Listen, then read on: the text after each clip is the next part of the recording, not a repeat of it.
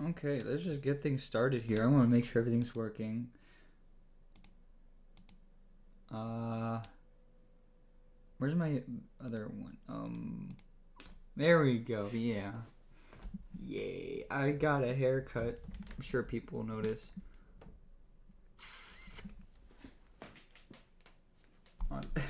It's so bright that my second monitor is so bright right now. Looks like I have like studio light on my face. God, my background needs to be cleaned up. I need to really take care of that crap back there. Jeez. Sorry about that. Not like books on the floor too. Okay, well first I gotta talk about some things. I had a list of things to remind me what I wanted to talk about over here on my second monitor. If I can find it, I have a long list of random crap.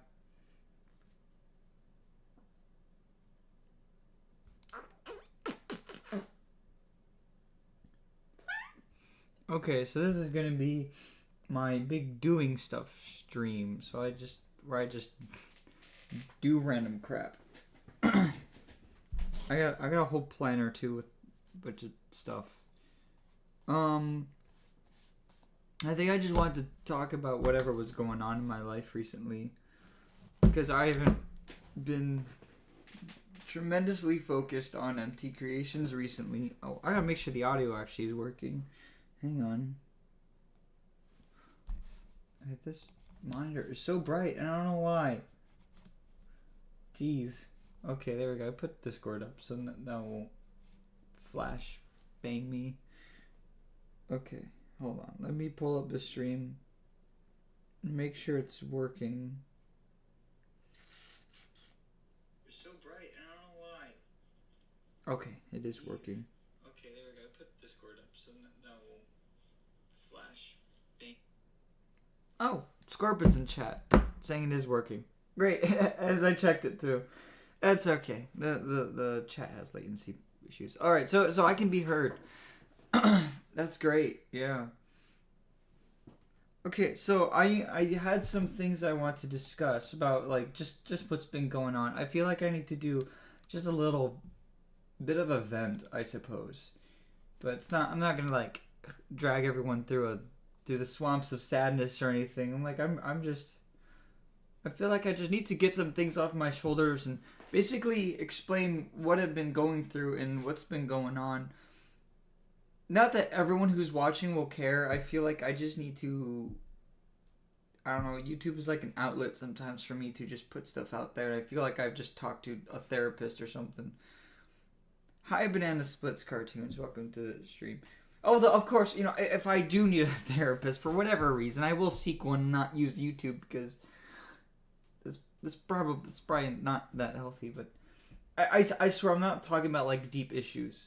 Honestly, the first thing on the list is talking about like family deaths and how that's kind of dragged me down. There's only like 2 people that I've lost this year. That was my grandmother. I made a video on her back in February 8th was when she passed away, like a couple days before my birthday. But I already made tribute to her. And the second one was April 18th, I think. And it was my great uncle Roberto in Spain. And I wanted to mention this. I have this on the list because I wanted to talk about how I was going to make a cartoon about it. Like a autobiographical cartoon. Like I did with Primos. I don't know if, for those who've seen Primos. But so it was my experiment for this like animated autobiography of just some aspect of my life, and I felt like I should make one of my great uncle Roberto and try that whole thing again, because there's a lot of things I remember fondly about him, and I wanna make a neat little tribute to him, animated tribute. I would make one for Mema, my grandma, as well, but I already made that one Blender render. I feel like, and this is maybe a little morbid that I'm thinking this far ahead, but I'm thinking maybe when um, I'm at a point in my life where I've lost both grandparents on my dad's side, I'll make one animation dedicated to both Mama and my Peppa. But hopefully that's still a bit away from now. Time will tell. Life just happens. But yeah, I just want to announce that June 10th is when I'm hoping to release it, because that's what Roberto's birthday was. That's when his birthday's on. Kind of sucks. I actually so I'm gonna skip Spain in June this year, and I'm going actually at the end of June, because I was gonna go to Spain with Rosella this time, or Rosella was gonna come with me this time, and I it's funny how like I was so let me explain this way. Sorry, I start talking, and, new thoughts come in and my words get jumbled. So I'm gonna start with saying that for the past few years, going to Spain in June has been a little lackluster. Like, everything happens in July. June is just sit around the house and we don't do much. I mean, I still have fun. I still spend time with my grandma and my great uncle and aunt, and I would still have fun. I would cherish my time with them. But like, in June we don't do much tourism. We don't do much. We don't see most of the family that we have there. It all happens in July for whatever reason. We'll always go to Santiago and Pontevedra and see family right around when July hits. So I'm gonna skip June this year. And dang, I was gonna sacrifice celebrating Roberto's birthday this year. And now it's like this morbid like relief, I guess, of like, well, I guess I don't have to feel bad about missing out his birthday anymore. But I'm gonna miss him. It sucks he died. Gosh, I'm gonna miss the guy. He was 90. He was gonna be 95 this year. That guy was a trooper. And I cannot wait to tell his story in a silly little animation. I'm gonna portray him correctly and accurately, like the total family legend that he was. He left behind so much love. He was such a great guy. I just want to remember him fondly. He was a skilled carpenter as well. He would always like make wooden toys for me and my sister, and I want to portray that in the animation. Like when my abuelo died, he kind of became like a second abuelo. Like, he kind of became like the main grandfather figure in my life, in a way. So it was really sad losing him. And it sucks even more because like I'm over here in the United States. He's in Spain, so I kind of gotta wait till July if I want to visit him at the cemetery and pay my respects. But I guess the animation will do that enough beforehand, and I'll post it on his birthday. And yeah, we would always celebrate his birthday in neat ways. We'd get him a cake. We'd just have a nice family lunch. Grand scheme of things, I wouldn't be missing much. It was just a tradition, but that's life. That's life. But I don't want to make it too much of a bummer. I just want to remember him. I just want to talk about it. I feel like I have that to blame as to why I kind of lost some productivity in making videos. School was another big part. That was another thing on my list. I want to talk about. Oh, sorry. Banana Splits cartoon says, I know how you feel. I lost my grandparents too a couple years back. Oh, that's sad. I'm sorry about that. Yeah, I actually lost this is kind of a weird situation. So I had two American grandparents, two Spanish grandparents. In 2012, I lost my Spanish grandpa, and the beginning of this year, I lost my American grandma. So I don't know. It's just kind of a silly thing that what I have left is my American grandpa and my Spanish grandma. But school was actually kind of tough. It kind of consumed a bit of my time, but it's important, of course. So I'm going to pay attention to it and work towards my career.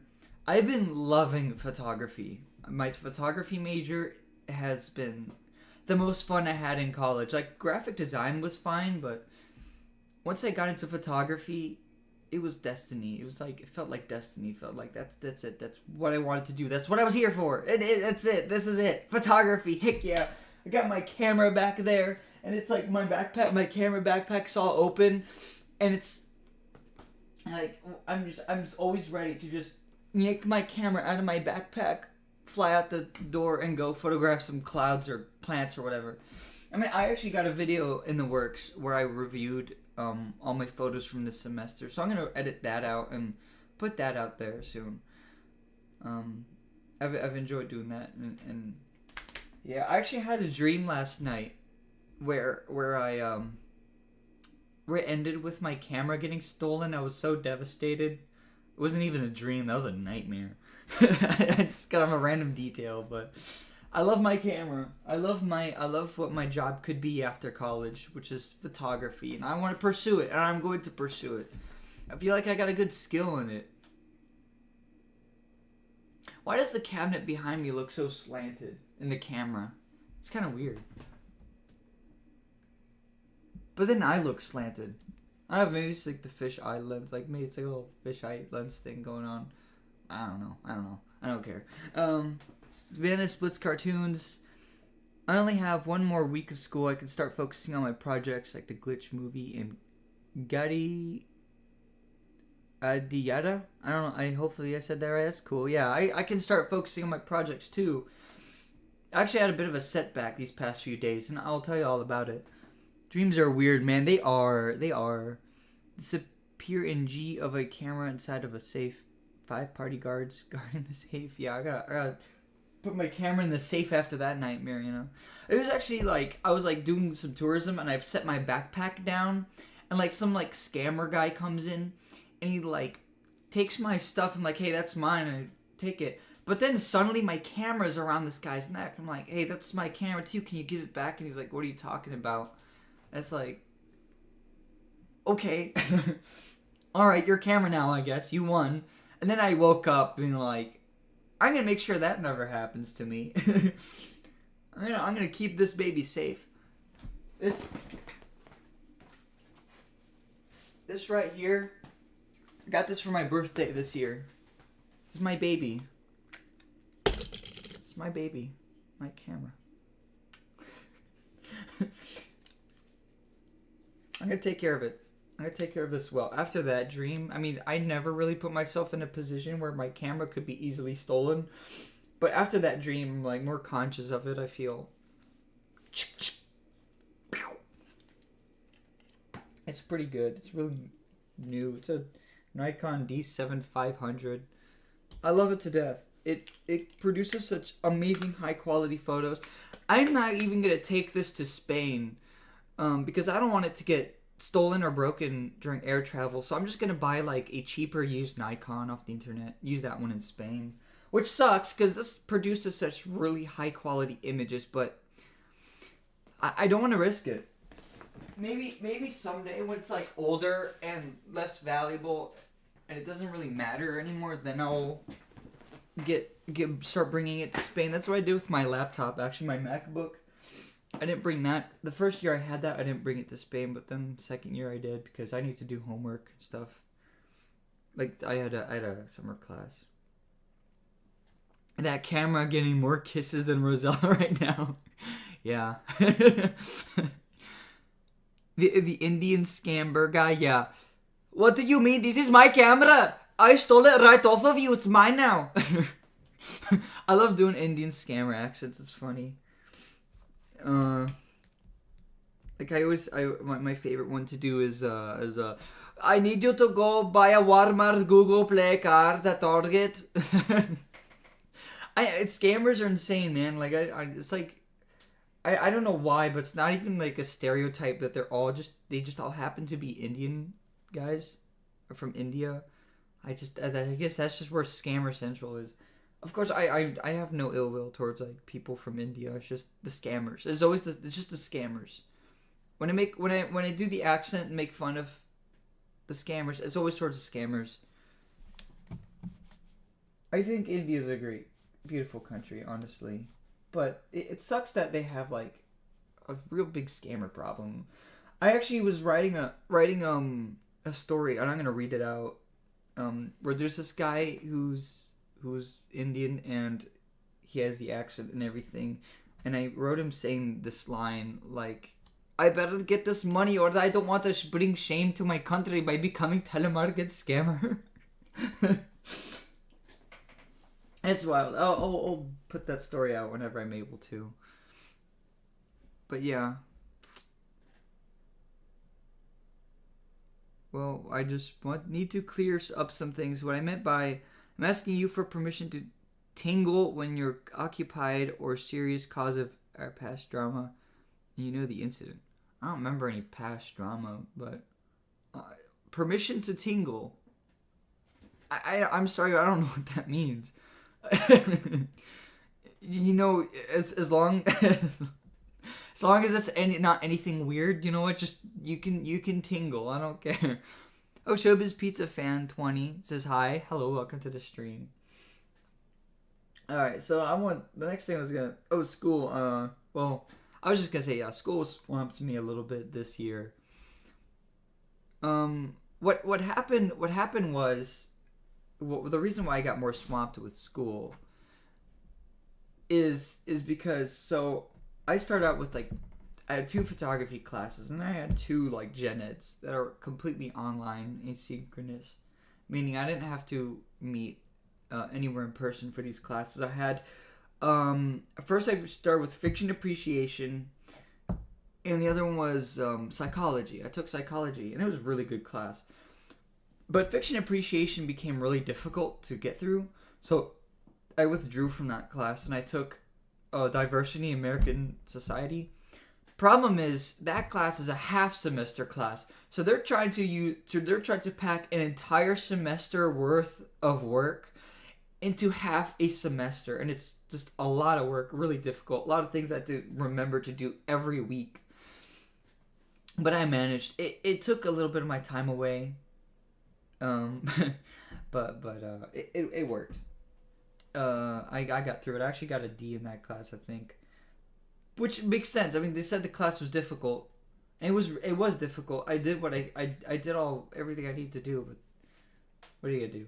But I got A's. I got an A- in both my photography classes actually, so good stuff. I feel very confident, and I think I got a C in psychology, so I know a good deal of psychology stuff. I mean, I took that class because sometimes I even make my own psychological analysis of people. I mean, I at first I had very little knowledge to base my stuff off of, but I feel like my God, I feel like I'm very observant of people. I try to understand people and what they're all about, so I can better understand those I'm around. I look for social cues, and I take note of how people act. And it's just always been a thing I do. It's just part of my character. I just want to know what people are all about, and I just stay curious, and that happens. So I took psychology and very interesting stuff. I learned a lot from that class. It was actually a fun class. And then there was psychology, or not, I'm sorry, photography. Sorry, they sound like the same. I took portrait lighting and photo 3, and yeah, I got some really good photos. But I'll review those in their own video. I'm sorry, my microphone. Oh, your microphone has been glitching. Okay, that's all right. That's a very concerning sound statement. Permission to tingle. Yeah, I'd say. Alright, so after school, I want to talk about the Maltea campaign. I don't know, for those of you that pay attention to what I stream around here, might have figured out that Maltea campaign streams are kind of not running right now, and I have a bit of stuff to say about that. So it depends on how observant you were. Well, actually, first, the main reason is that Rosella went back home to where she lives. So, and she lives like 3 hours away, so she can't really join in person. So that, of course, we had to take the summer hiatus, and we're not gonna do online this time because it was just a hassle. We'll continue off where we left off after the summer. So those of you that are like really observant of our streams, you have to like really pay attention to, I guess, catch this. But it's right there, so I don't need to really say it like it's a kept secret. But our friend who goes by Derek, well, online we call him Derek Watterson. The cheese stream, the unworthy macaroni, whatever called, the Lord of the Macaroni. Yeah, that was really fun. I love that short film. I do not know. I'm new here. Okay. Oh, why is there's a speck on my screen? Hang on, it's bothering me. Okay. Well, welcome to the channel anyway. Sorry, I got very off topic. So, Maltea campaign, our friend who goes by Derek Watterson as his pen name,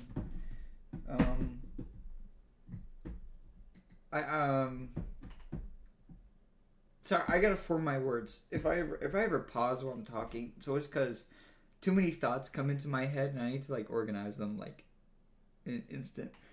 So, I've noticed a pattern, and for those that have watched these streams and have been very observant, have probably also noticed a pattern that sometimes Derek tends to try and take the wheel on Maltea's story. Here's the way it's supposed to be. I am the DM. I'm the dungeon master. I built the world. I built the world story, and I'm trying to take the characters through the world, through the story. But here's the thing. I still structure it in a way so the characters have an immense amount of freedom. Like, it's like I built the sandbox, right? And I built the castle. And I'm like, here, you guys have this castle. Go in and explore, all right? But I am the one who built the castle.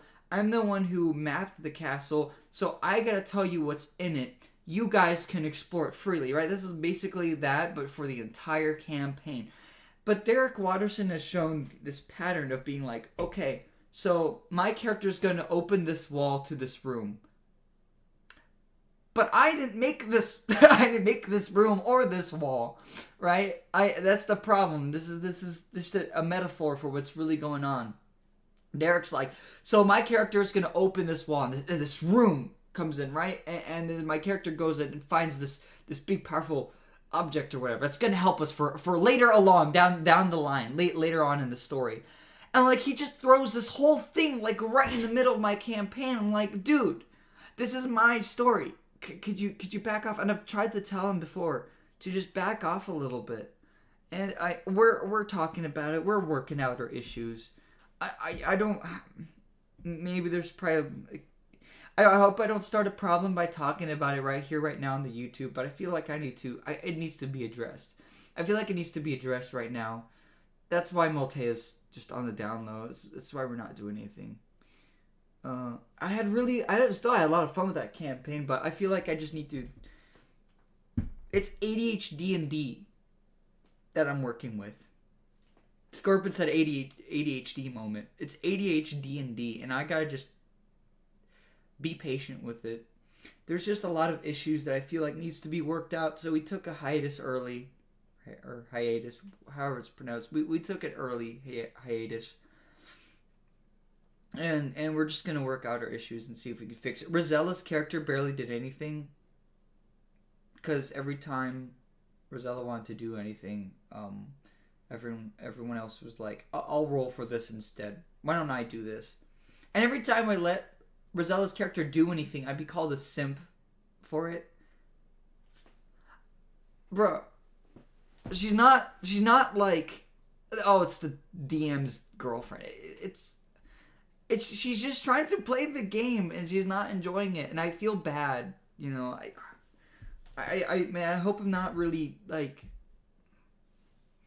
I feel like I'm speaking private matters, but all this is just right there when you watch the Maltea streams that I feel like it just needs to be said anyway. Like, it's just, she's clearly not enjoying it. She clearly doesn't do much because it feels like no one else really lets her.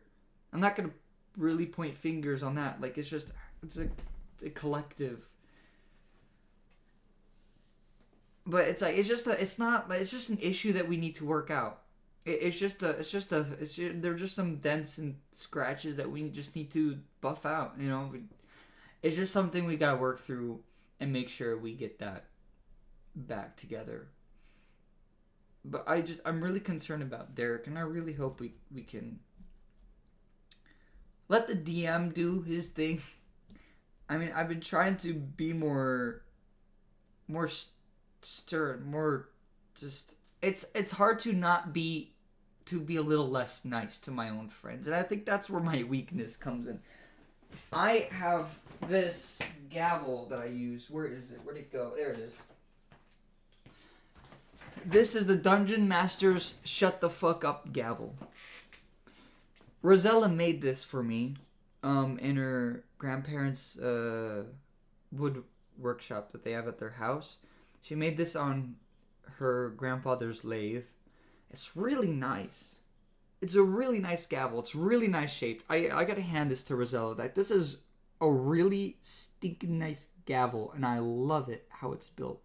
She made it really, just really well. So kudos to Rosella. She can create. But the gavel works half the time, as Connor here, Hazame, just said. Even then, the gavel works half the time. This thing is loud, and it still won't shut up the whole table. And I'm like, I feel like I need to be meaner with it. Like, bum, bum, bum, guys, please, bum, bum. But like, I'm too nice. I'm too nice to my friends, Like, I'm like, I want to do this campaign without any stress, but it's still stressful anyway. And I feel like I just need a break, and we need to just tackle our problems. Good Lord, I need to gain back my story, my campaign, my world, and make sure that Derek just keeps understanding that he's not the writer, he's the player. Same with everyone else. I feel like sometimes our friend John has a bit of an issue with that too, but I'm only calling this out to bring attention to the fact that there are issues. I don't want to bottle all of this up. I mean, I've already talked to them about it too. It's not like I kept this quiet from them. We've discussed this already. So hopefully we can work this out.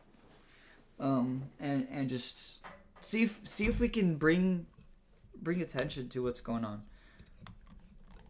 So that's really that.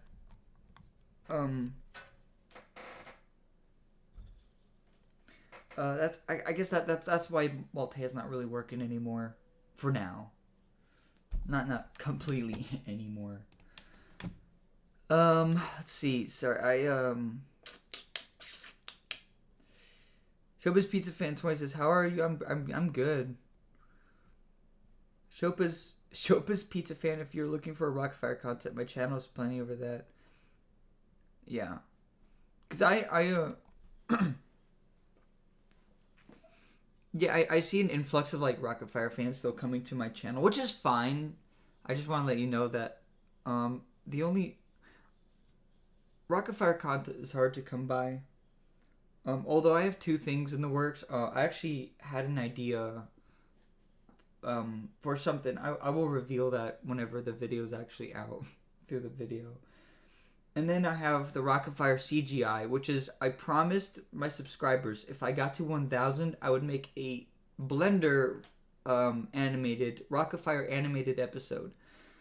And I'm actually pretty excited about that, because I really want to use it to expand my Blender skills. So that'll come out on its own time. That's just, it's just gonna people are gonna have to have a little patience on that. Even I have to have a little patience because I still gotta finish modeling the characters. I think I have Mitzi, Billy Bob, and Looney Bird left to really finish, and then I could start. I could finish out the script. I can do the set building.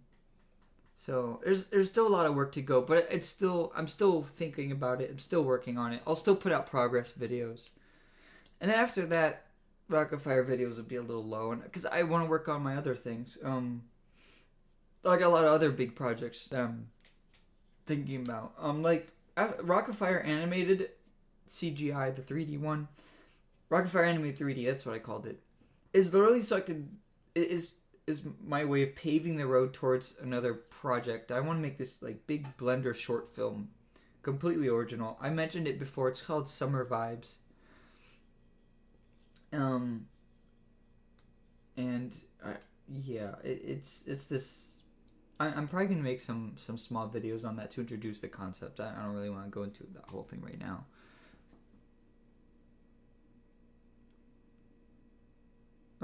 So that's the multi campaign. Oh, next I gotta talk about. I'm gonna put this back. Next up is Lego Horizons. There's not much to talk about. I know I started all that and I stopped it again. That's cause school and stuff got in the way. I'm still thinking about that. I'm still working on that. I've actually done a little bit of behind the scenes stuff, but I still got the minifigures that I made, the custom minifigures for Lego Horizons. They sit there next to me and they keep reminding me of the fact that I got to keep working on this project. So it's still fresh in mind. I'm hoping to get back to it. I got the next bunch of pieces I have to get are like $78 or so to buy. So I'm trying to save up the money for it. Even though literally like the other day I spent money on that small like $85 Lego Millennium Falcon. But I'm trying to save up my own money just so I can keep working on this project. I'm still proud of the minifigures. The minifigures are what's keeping me going. I don't want to focus on that, but I love it. I'm proud of them. They're the reason I want to keep working on the project, and I will. I just felt like I wanted to mention that because, I don't know, I guess I feel oddly embarrassed that I made this whole deal about the comeback, and then it's gone silent for like a month or two. But it's still on my corkboard. I have this corkboard up there. Those are still those two papers right there. Those are Lego Horizons papers. Those are the Lego Horizons project papers. So every time that I walk past my corkboard, I get reminded of that project. So it's never gonna leave my memory at all. I'm still gonna work on it.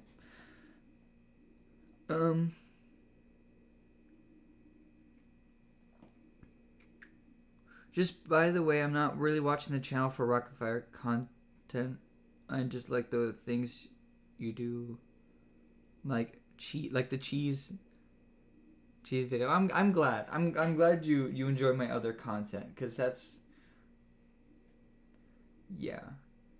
I know variety channels are difficult to maintain on YouTube, but I'm gonna keep on trucking with it. I like knowing that I can make other content, people will still enjoy it, other than the Rocket Fire stuff. And hey, at least I'm still thinking about small Rocket Fire projects. Alright, next I want to talk about the summer. For some reason. I actually kind of already did that. I mentioned that I was going to stay for June, so more not Rocket Fire. Well, yeah, it's Rocket Fire CGI will be worked on this summer a little. But I got a whole lot of other projects that will be in the works, and I'll be able to work on those. I want to talk about the what has happened for the past few days. It's a very interesting story. Slowed me down a little bit. So I don't know when this was. Like already like Wednesday maybe it happened.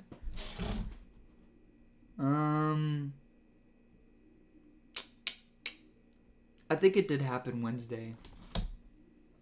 So I wake up feeling motivated, and I was gonna do this stream that I'm doing right now.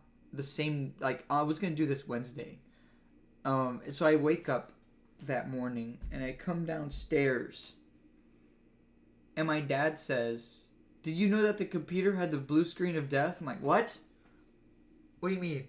What's going on?" So I come downstairs, and blue screen of death. Windows had a loading error. So my dad comes downstairs. He helps me reset it or restart the computer, and it just blunked. Just completely blunk. No worky. It was not gonna load. It kept running into an issue. Kept not loading. We tried reinstalling Windows, and even the reinstallation failed, so we couldn't do that.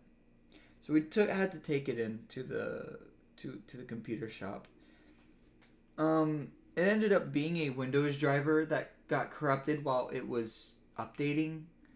I think we had maybe the internet went out or something, or had an issue while it was updating and it corrupted a driver. But we fixed it. It's back. I made a big deal out of it. Yeah, because it's just me. But I'm fine. I had a bit of a streak of bad luck these past few days. First it was that. Then my phone stopped connecting to my car, so I couldn't really listen to music. Luckily, I burnt a bunch of CDs to listen to, so I mean that I can't really complain much. But I really had a bit of a last straw moment when that happened. I just kind of let out my anger, and just, I don't know. I had a rough day that day.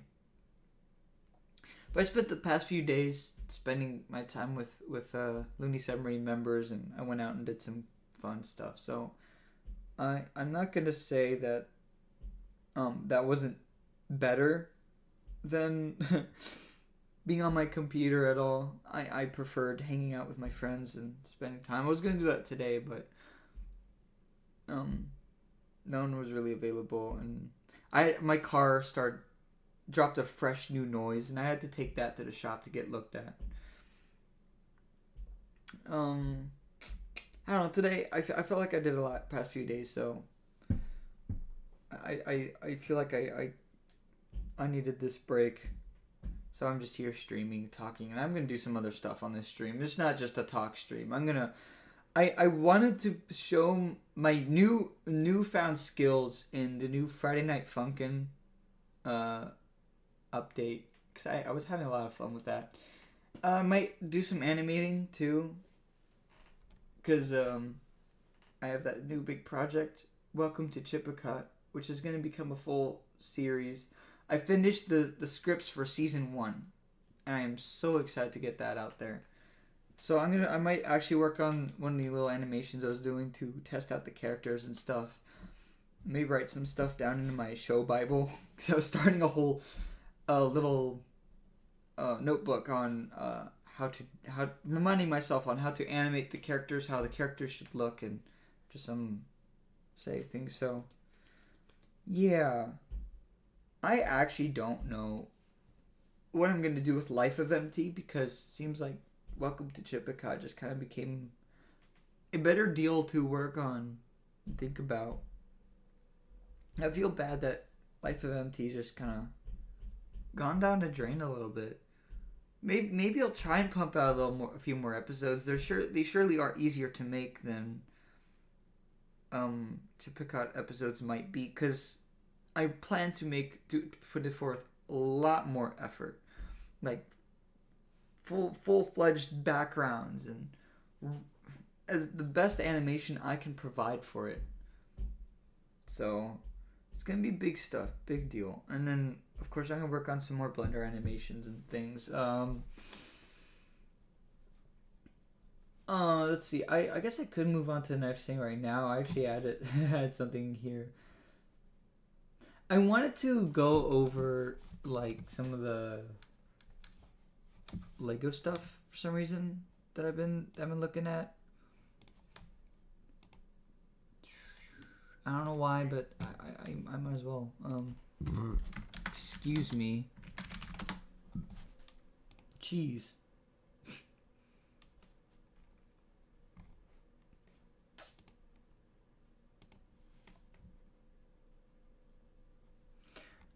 I don't know why I put this idea down for the stream to just look at like some neat Lego sets, but I don't know. I guess it'll provide some content, so I'll do that. What's going on? Hey, can you do me a favor? I'm trying to figure out a way to announce my Rocket Fire series, but posting YouTube shorts won't work. So can you do your belly bump voice, your Billy Bob voice, or my Billy Bob voice? Sure. I guess it depends on what you want me to say. I guess I can. Hey, folks! Banana Splits Cartoons is taking on Rocket Fire Animated. Go check that out. It's gonna be great.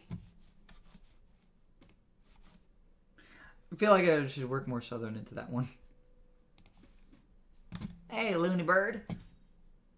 Do you realize that the Rocket Fire characters don't actually belong to empty creations? Anyone can do anything with the Rocket Fire characters. That's right, Billy Bob.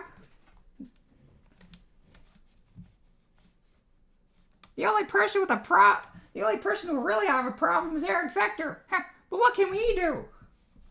Fair use, baby. Woohoo! All right. Let's see if I can get this working here. Oh, opera here.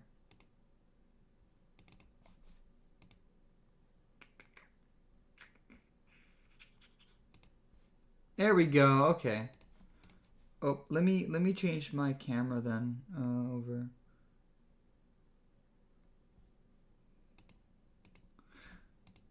Just remember, MT is also not an advertisement board.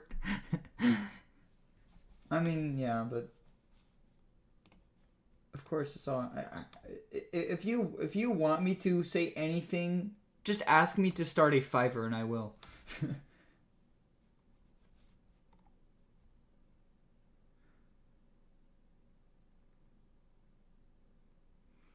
It's take that audio before I forget. I have a for this whole live stream. Nice. Yeah, make a little animation out of that bit if you wanna. I don't care. So I just wanted to look at some like cool Lego sets that I have my eyes on. I guess like honestly, this grew with the Minions because I love the Despicable Me films, especially like the first and second one. Like I know it got very like more like marketing. I know Despicable Me and Minions became more of a marketing gimmick, but I honestly really liked the first few films. So I want to look at this D&D. I just want to provide some thoughts on these Lego sets that I had my eyes on. There's also the Barad-dûr from Lord of the Rings. I recently, before I made the Lord of the Macaroni, I watched all Lord of the Rings movies because back then, like before then, I haven't watched them all in a long time. So I rewatched all the Lord of the Rings movies. They're extended editions too. So I'm even more of a fan of Lord of the Rings than I was previously.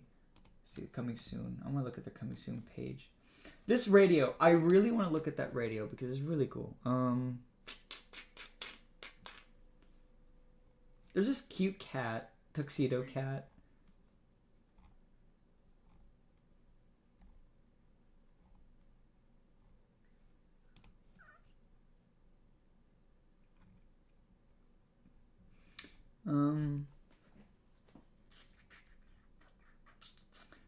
I feel like I'm gonna become what's his name, like Jane Bricks, I think. I don't know. Oh, this is really neat too. I think there it is. I saw him. What else did they have? I haven't really checked out this page in a while.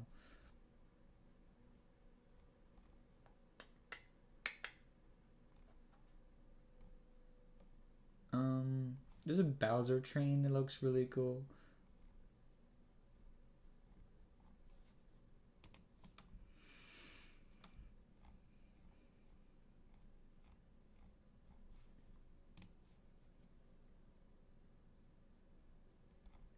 The rest is just Duplo stuff. Okay. So I just want to look through these. Like, this set looks pretty cool. It's cursed, because I don't know what happened to Gru there. Gru looks very cursed, but still pretty cool. I really love how they built it.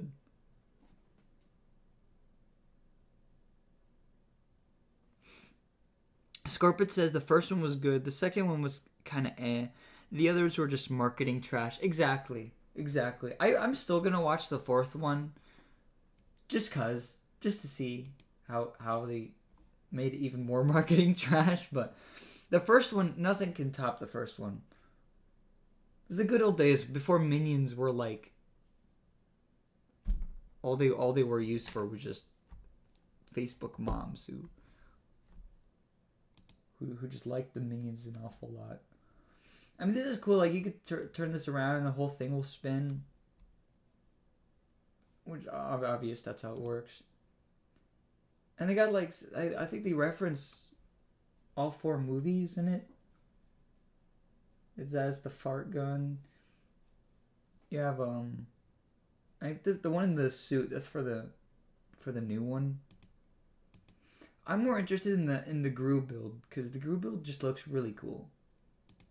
It's cursed, but I love the techniques they used for his face.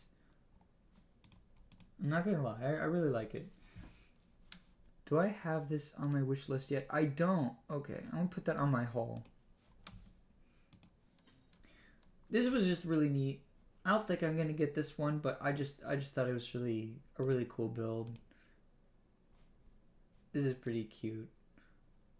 My love for architecture is looking at this and absolutely loving it.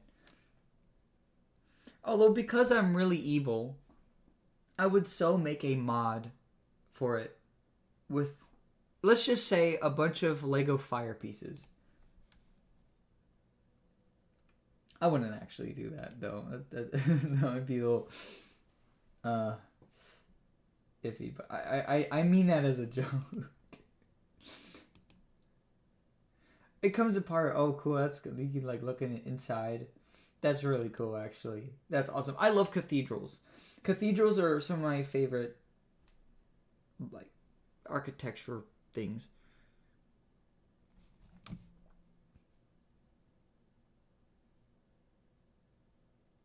The only reason why I asked you about thinking over your occupier series is because Rocket Fire series, because my mom overheard me talking about it with my friend. She said to ask you first because that's kind. I really appreciate that, though. Obviously, I actually really do appreciate that. Like, I feel like, yeah, if it's for, like, small stuff like that, I feel like it's always good to ask for permission. Like, okay, I didn't ask for permission to make Rocket Fire animated from Aaron, but I feel like, I don't know. It's kind. I feel like when it comes down to small creators, you know, if it's like a big creator, like Disney or something, it's kind of an hassle to go up to a Disney executive and be like, hey, can I use Mickey Mouse for this? Obviously now you can because he's public domain, but like, if you go up to like a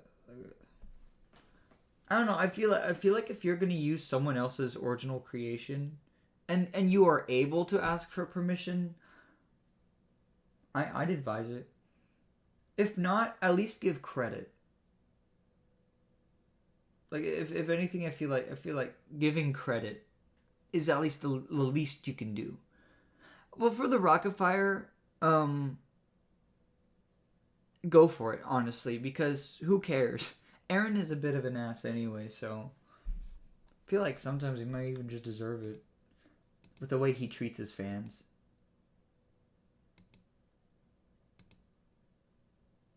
Like, he could be a lot nicer about the way he handles certain things. Like, and I mean, like, when I come out with Welcome to Chippewa, right? If people want to make little fan animations, and little fan animations, fan art. As long as I'm credited, I'll be okay. Like people could still ask me for permission, and I'll appreciate it. But if you don't, if you just want to credit me for creating it, then by all means. I mean, when you create something that everyone loves, you can't really stop the internet from loving it. I don't think there's ever should be any reason to stop anyone from loving something you create, obviously. Let people appreciate your work. But I feel like credit goes a long way because it just gets more attention to the thing you love. I still credit Aaron in my Rocketfire stuff. I still give him credit. I don't ask him for permission, but I'll give him credit because he made it. I don't like the guy, but just because I don't like the guy doesn't mean I'm gonna like claim the Rocketfire as my own thing. No. The Rocketfire is not mine. I didn't create the Rocketfire. Aaron did. So I'm going to tell the world that hey, I made this cool animation, but Aaron made these characters. And I'd expect people to do the same for me, you know. I'm really proud of my Chippercut idea, and I would love people to enjoy it. And obviously, I would love the credit for it. And if not, you know, there might be people who will claim it as their own. But one thing stays true, and is I have the evidence needed to prove that I created the concept first. So I have dates attached to files. I have my signature on art. So only the Steamboat Willie version. Yeah, I knew that. I wasn't specific, but it was just for the example. So we should tell Aaron that my Rocketfire movie gone, and I spent like 2 months. Excuse me, finding voice actors. I'm credited Aaron, and you created Rocketfire animated. I mean, yeah, like that makes sense. Like if you can credit Aaron for the characters, and credit me for the show's idea. Like I was the one who came up with the only original aspect about Rocketfire animated was the story that the Rocketfire escaped the showbiz and decided to live on their own. I mean, there's probably other people who created a similar thing, but I was the one who created like that, like the specific details that come with my story. That's what I created. And if you want to credit that, of course, that's fine. Also, this Dungeons and Dragons Lego set is absolutely amazing. I accidentally clicked on something. Oh no. Okay, never mind. It's fine. This Lego Dungeons and Dragons. Oh no! Don't open Minecraft. I didn't ask you to. No. Oh well. Okay, I'll just let it do its thing. I really want this, but it's like $360. But so cool. It comes with the whole dragon. Comes with the whole set. It has a little tavern and a castle, or a bit of a castle. I kind of want to see if I can pool in the money with my with the Multea campaign players to get this, and we can build it. It even comes with its own adventure that you can play with. It's like this book, and you can like play like a really minuscule round of D&D with the Lego set, which is super cool.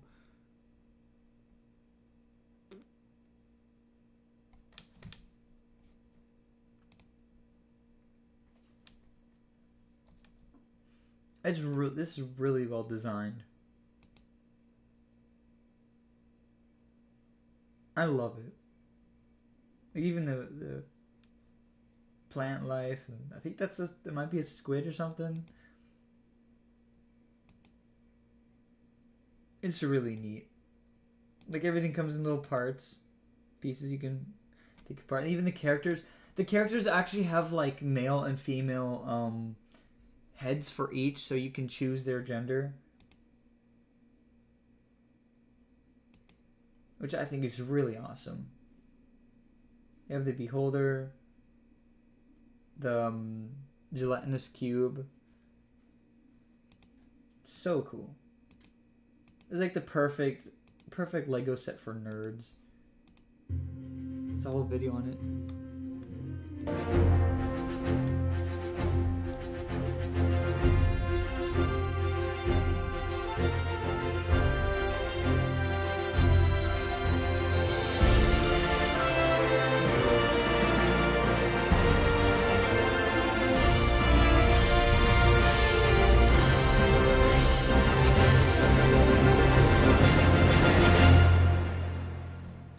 I love it. I actually should put that on my... I'm not going to put this on my haul because it's not that important. I'm going to put it in general because it's really just a set I'd like rather than a set I need or just really want. If Freddy Fat's animation is terrifying, well, thanks. This radio is also really cool. I kind of really like this. I really want this one too. This is a cute little build, and you can even put your phone in it and play music. You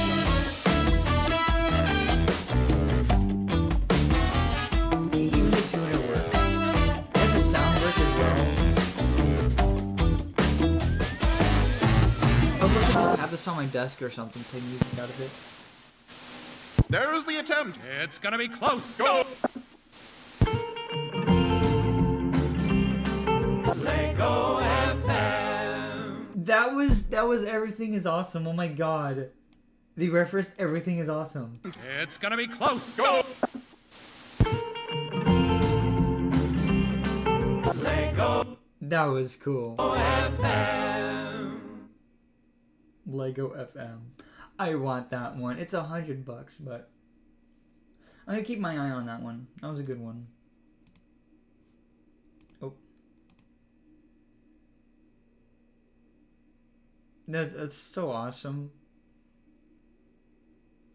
I love it. So sometimes these types of Lego sets are just like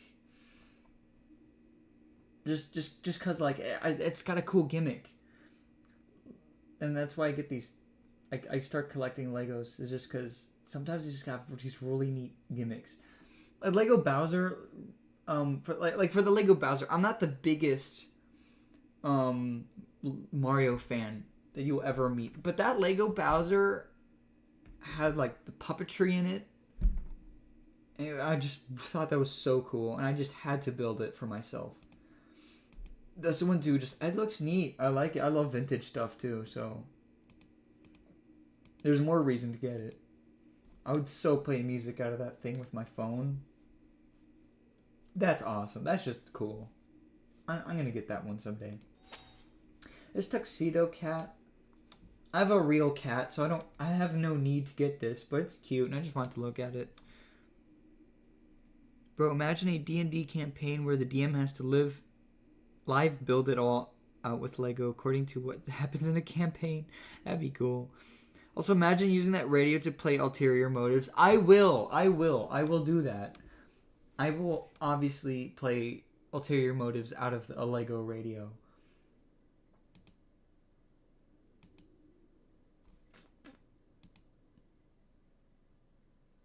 They imagine a Lego version of that of the glitz and glitter pink boombox though.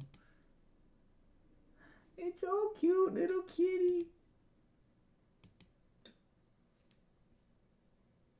You can swap the eyes and the mouth. It's a cute build. I love it. It's really neat.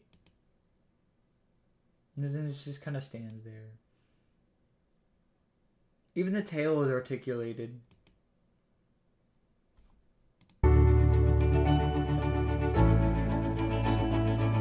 It's so cute. Kitty. The shaping's amazing though too.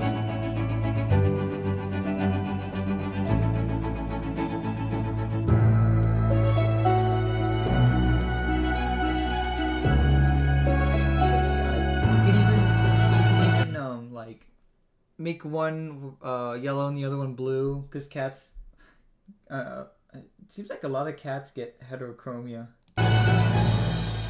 What's like heterochromia is common in cats. They have two different eye colors at the same time. It's cute. I love it. Maybe someday. Maybe someday I'll get it. I'll put that in general, where it's like, that's important. This is also cute. I have the Lego Up House. So maybe someday I'll get this one too. Actually, because it's cheaper, I can always put it in a higher priority. Oh, let me click on it. Oh. Ah! Oh, okay. Well, it's wherever it is now. Oh, well.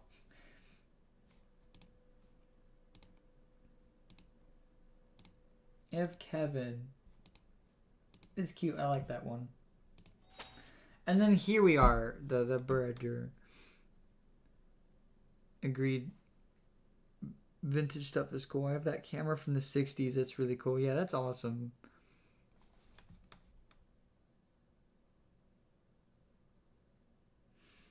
That vintage radio's got a good look to it. Also, this is insane. $460. I swear, like 20 years ago, this would have been like maybe at least 150 or so.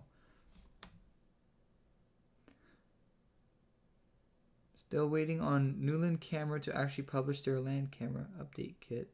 Oh, that's cool. Well, I think most of the reasons Lego prices their stuff so expensive is because for a set like this one, not only are you paying for the amount of bricks, you're paying for the licensing and you're paying for the minifigures because the minifigures themselves are a lot more expensive. And there's the licensing towards the minifigures too, so. But it's a really cool set. It's so awesome. Something I realized about the Eye Sauron up there is because is that when you look at it from distance. So the actual tower, right? It's supposed to be all black. But around the eye, they use these orange and brown bricks to create this gradient. And it took me a while to actually realize this. But they're actually trying to create like the reflection of the fire on the tower through the color of the bricks, and I think that's just the coolest thing ever. And it works. It works really well. Like you can see it there. It's so awesome. They kind of do it at the bottom there too.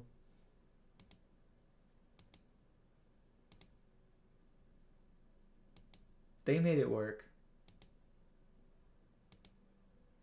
I love it. And there's all the characters. You get Frodo, Sam, Gollum, Mouth of Sauron.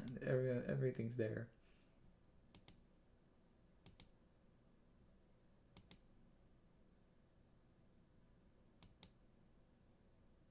It's like the Lego Death Star, but for Lord of the Rings fans.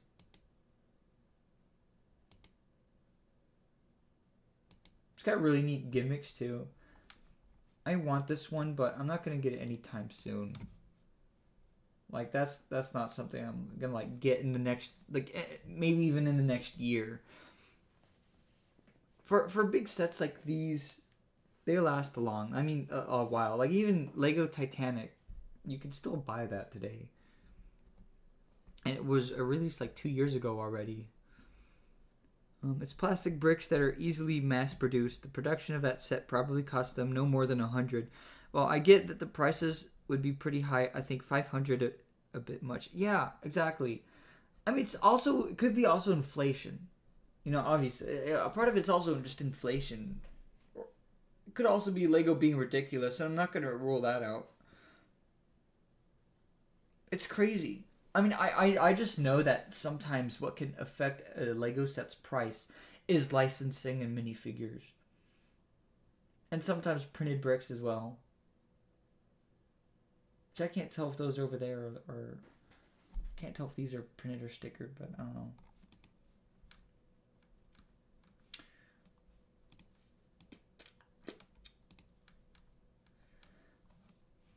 I don't know, but it is crazy expensive. I mean, I'm not happy with the price, obviously. Christ almighty, man! It's a cool set for a set this cool.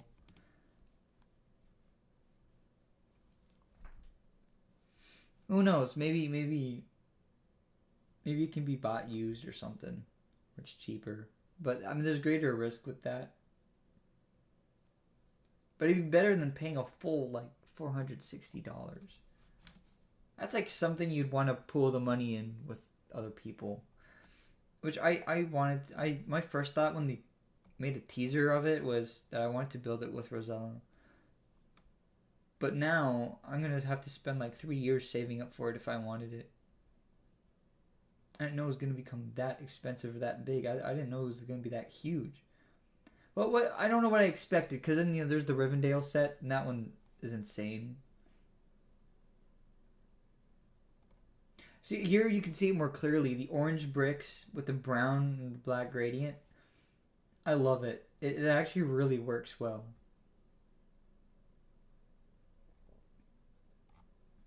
Expand the fellowship. And the Balrog. Frodo and Gollum.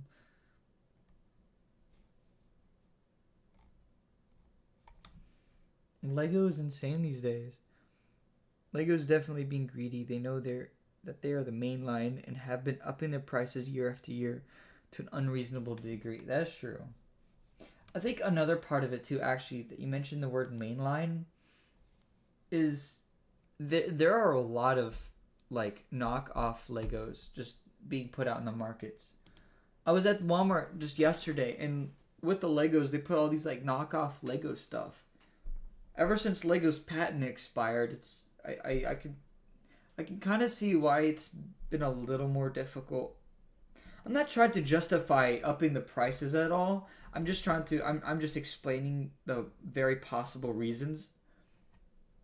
It's because they're probably scared that maybe some like knockoff brick maker is gonna somehow overtake them. I don't know. Lego is being greedy. I do agree with that. Remember when we were little and getting a Lego set was like 20. I remember when getting a Lego set was like $8. I kid you not. Like you could walk into a Target and buy one of those like small sets for like $8. You can't even get one for like 10. It's either $15. Like the lowest it will go is $15. It depends on what store is selling. Of course, but like the least expensive Lego set I've seen out in the wild, $15. Like even the little Lego Millennium Falcon that I bought the other day, it was like $85. That thing's like this big. I got it anyway because my computer was in the repair and I didn't have anything else to do. I wanted it as well because I now have here, I actually have an image I could bring up. Here.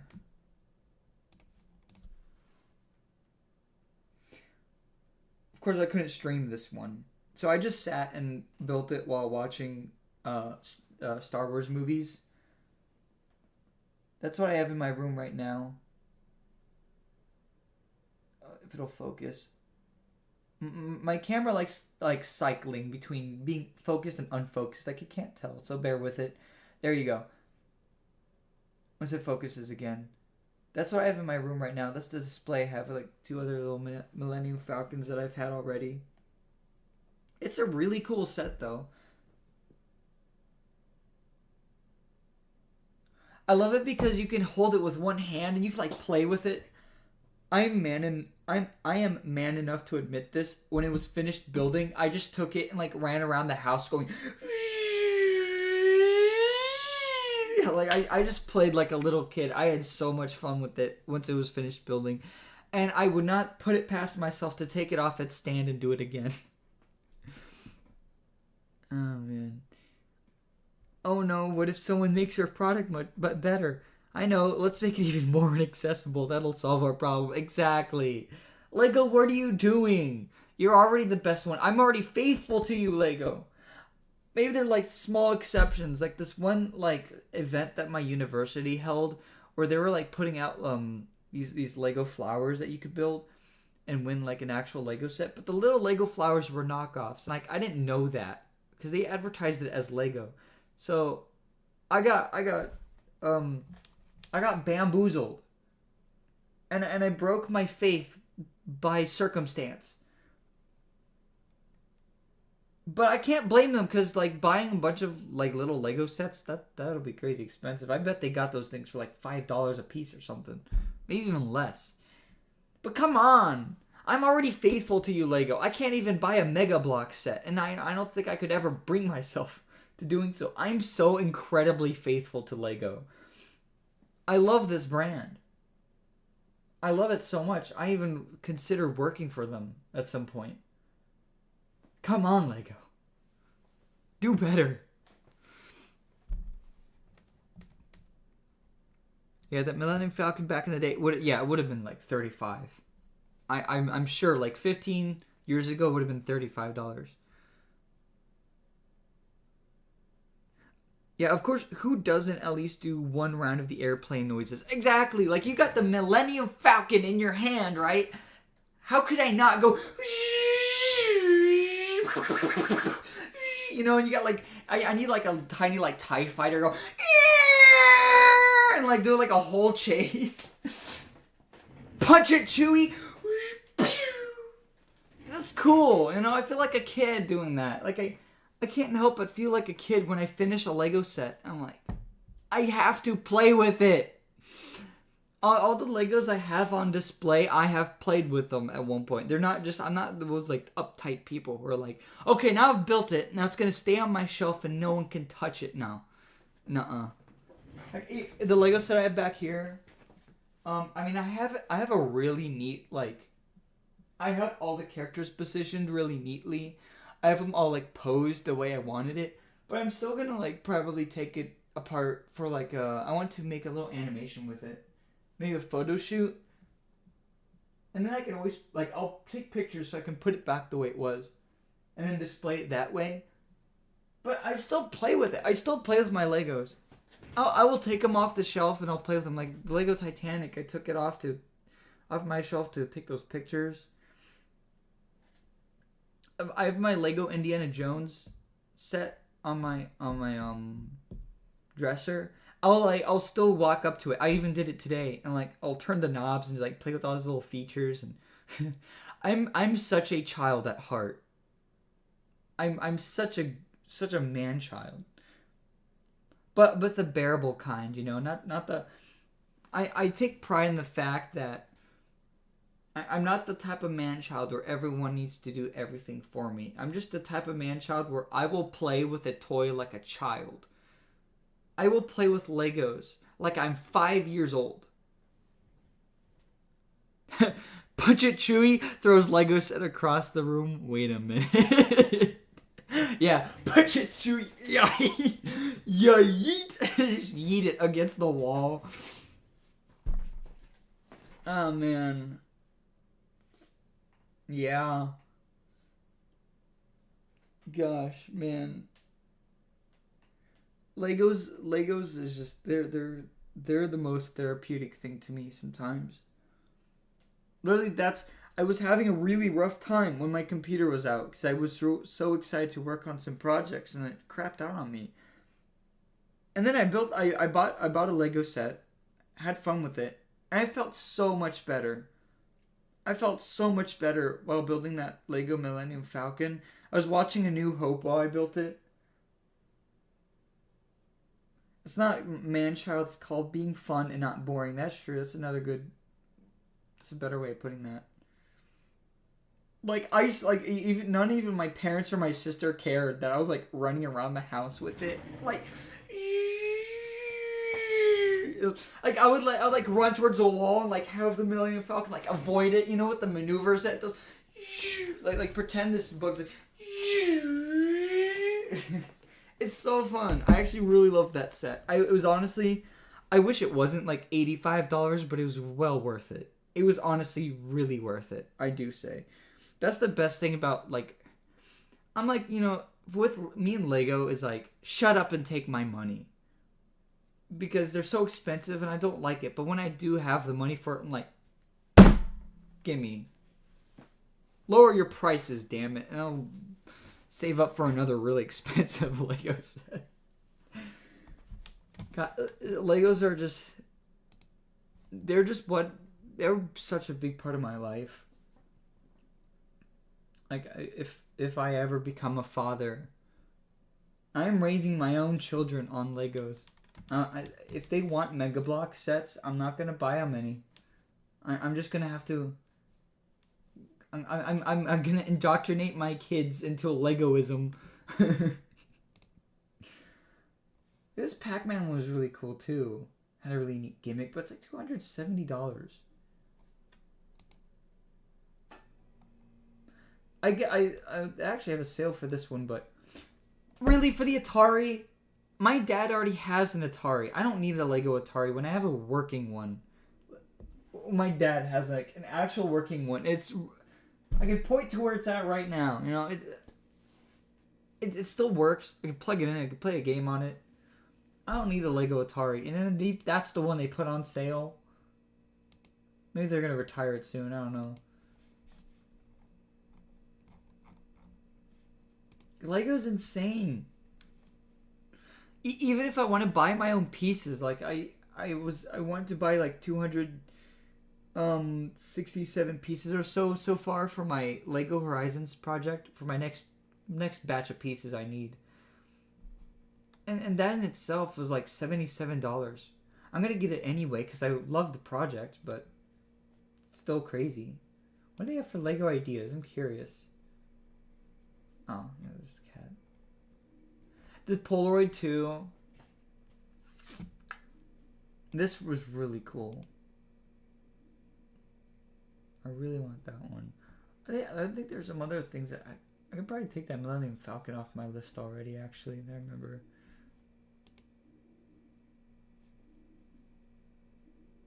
I think at this point, getting a manual for the set and buying the parts individually would probably be cheaper than buying the set outright. I think so. Buying pieces for Lego Horizons definitely is cheaper than buying an actual Lego set. So I can confirm. Oh god, I forgot they had Lego BTS. Dear god. Yeah, they had that new Sonic one too. That Lego Grand Piano looks really cool, but 400. If I had $400 on me, I'd probably go for the Eye of Sauron. Once I have an extra 60. But money gets tight even for me, so I have to be careful. Not to mention, I have like so many plans for my future that I just need to save up for.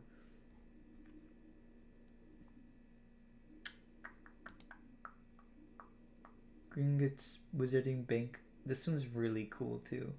There are some sets that I just admire from a distance. Because I can't get them. Sometimes there are Lego sets that have like neat gimmicks, but they're just... It's from a theme or something that doesn't interest me. It's too expensive, so I'll end up admiring it from a distance. They have a Mona Lisa for $100. Lego, what are you doing? This looks like it could be... This looks at least like 50. I'm gonna be honest. How big is it? Is it actually that big? It's like... Looks like the size of the actual Mona Lisa. People think it's really big, but it's actually really small. From what I've heard. I mean, okay, it's nice, I guess. I really like that Spider-Man frame Lego art they did. I really want that one, but another crazy expensive one. I guess she looks alright. It's kind of cursed when they print like eyes and stuff into different Lego elements.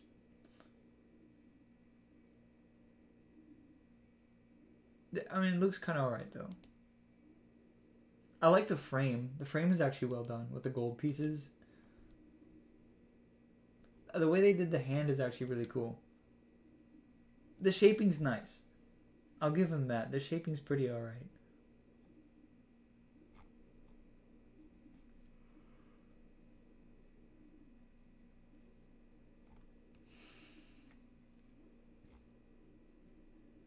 No, that goes crazy, man.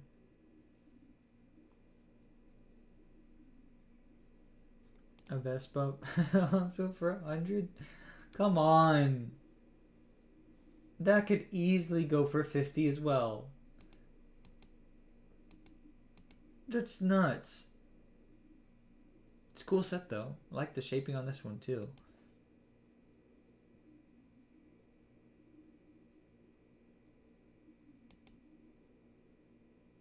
Surprised that one's not a 3-in-1 though.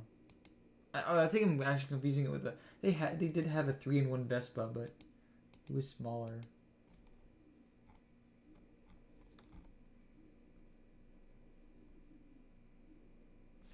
It looks alright if you squint your eyes. The Mona Lisa, yeah. I didn't realize it came with a helmet. Some flowers. Very Italiano.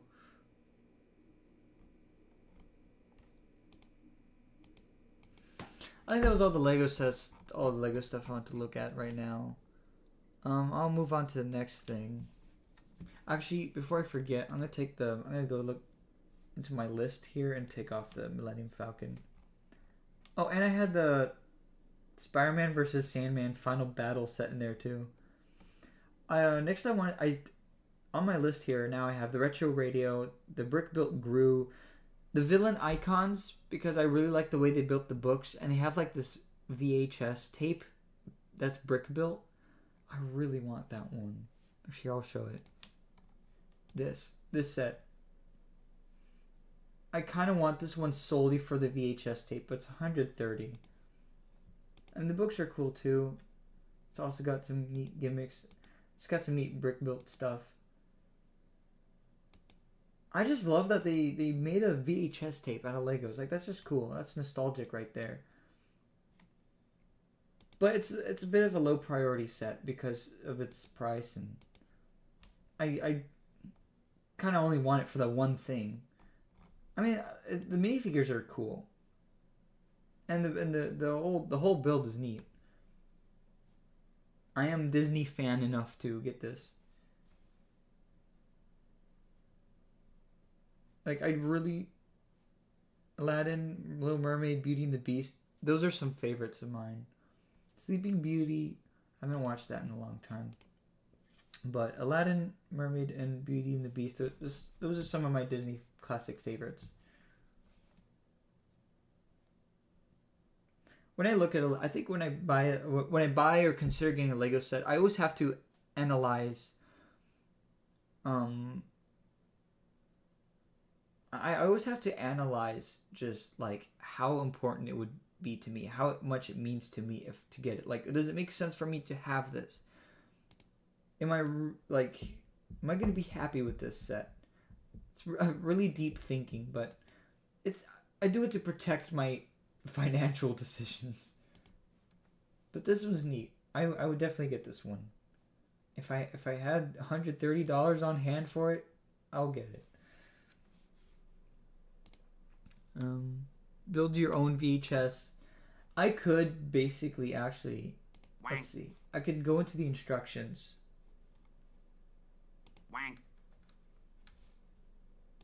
Here are the instructions. The problem is it came with like a sticker or something. I mean, I could always make my own sticker. Honestly, if it comes to like a last resort, like I'm just never gonna get this one, then yeah, I'll just build the VHS tape on my own. I think it's for one of the books. I hate kind of spoiling the building experience, but this is kind of a low priority Lego set for me.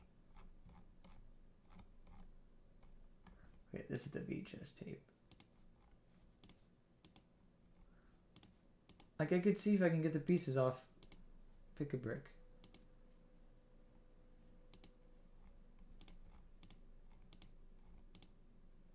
They got really good building techniques here. Like, that looks really good. For someone who grew up with VHS tapes, I can confirm. This looks amazing. This looks awesome. I really want this set. Because their VHS build is really neat. That's like the last thing you build there too. Best for last. Chippicut, but on the brick built VHS, that'd be funny. So maybe if it comes to a point where like they're about to retire it, and I'm still not gonna be able to get it, I'll just buy the pieces for it. It's really cool.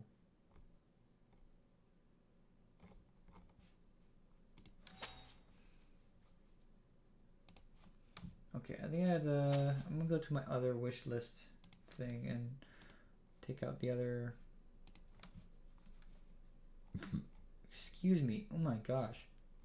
There it is. Okay, I'm gonna take off the Millennium Falcon because I have that one now.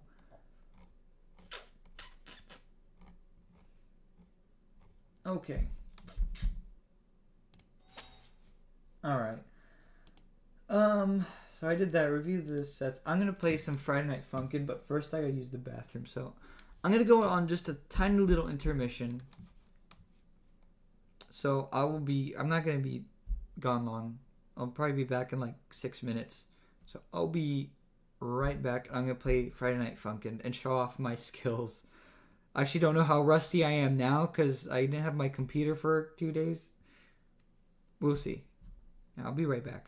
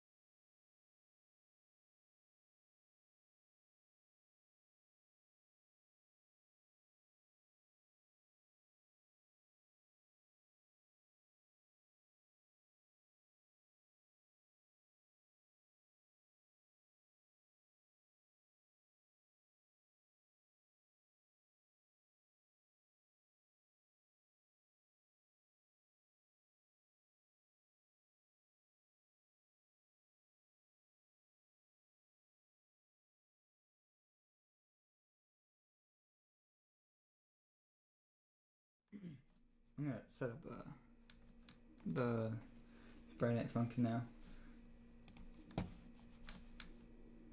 Whop.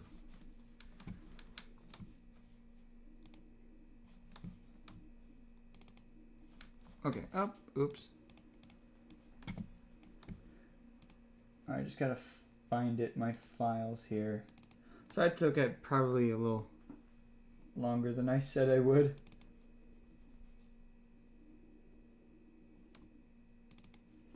Alright. Funkin' 7. Actually gotta make sure I got it. Do I have Friday Night Funkin' on here? I don't think I do. I'll just add a new thing for Friday Night Funkin'. Alright,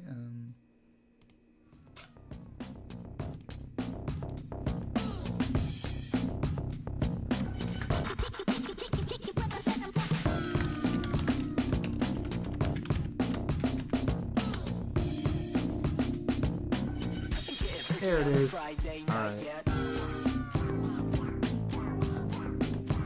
I'm gonna put that here under my, yeah. Full screen it would, okay, that's better. Alright. Okay, I'm gonna clear up my space just a little bit so I actually touch the keyboard here without reaching over a bunch of crap. Alright. You're gonna play with your MT reskin? Oh, I should put that one up. Yeah, hang on.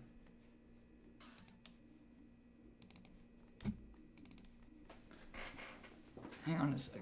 Let me, yeah, I'll put that one up.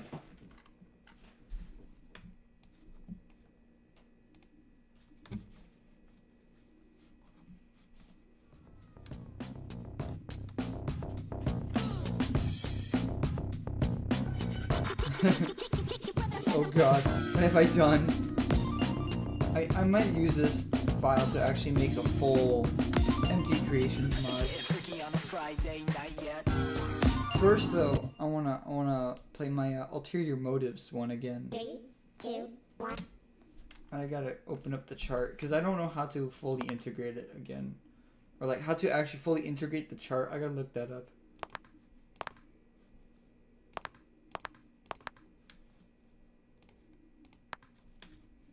Okay. 3, 2, 1, go!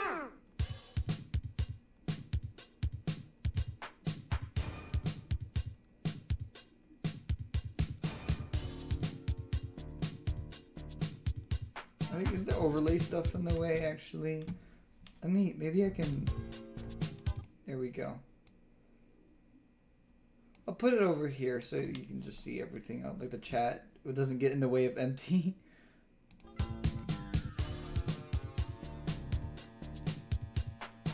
The missing textures. Yeah. Hopefully there's no bad echo. If there is, I can put my headphones on. Actually, I might as well.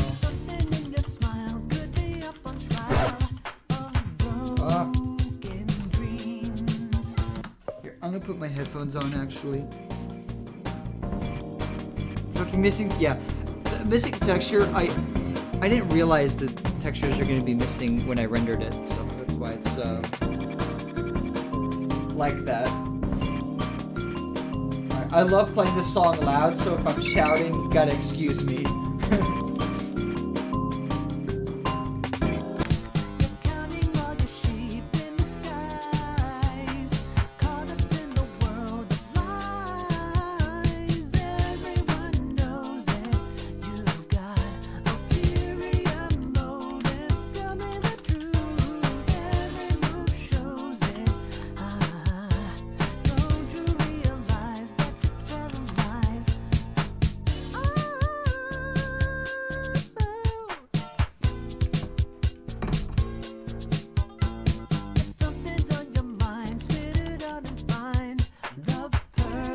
Another thing about the missing textures, actually,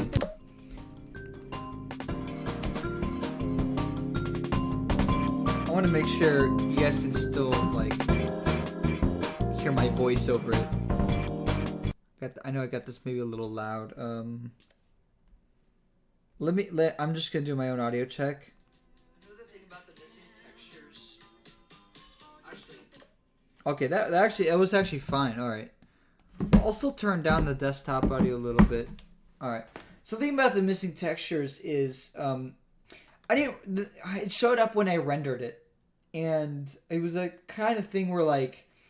The way I built the character sheet, of course I have like copies of the same MT model throughout the entire sheet.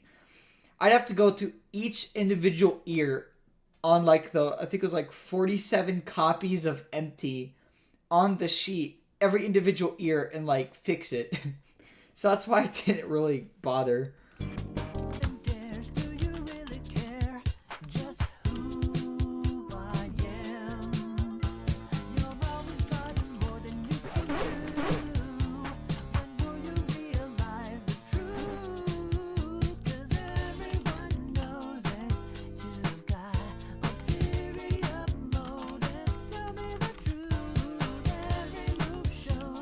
Even this chart needs to be fixed up a little.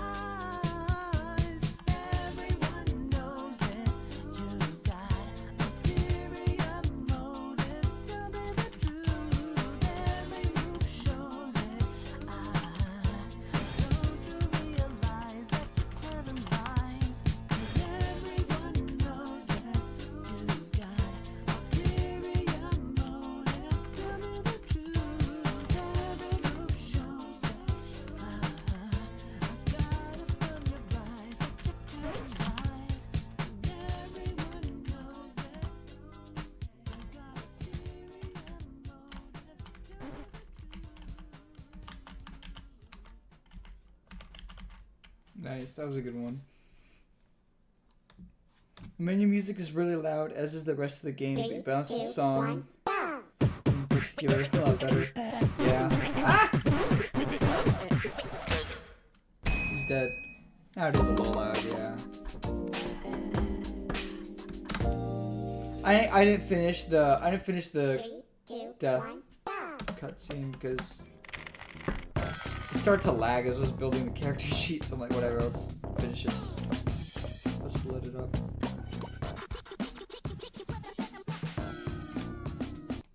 It's possible it's also just really loud on my end too. Yeah, it's not just the game. I don't know. Let's see. I'm just gonna start with week 7 because I love these last 2 levels. I can see if I can do this on normal. I can't. I don't think I've beat the full week 7 on normal yet. We should just kill you, but what the hell? It's been a boring day. Let's see what you got. 3, 2, 1, go!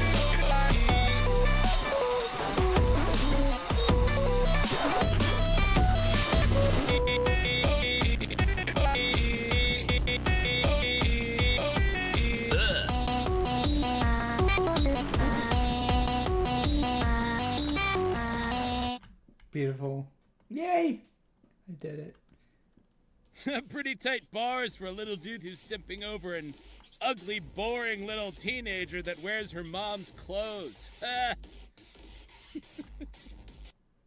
3, 2, 1, go!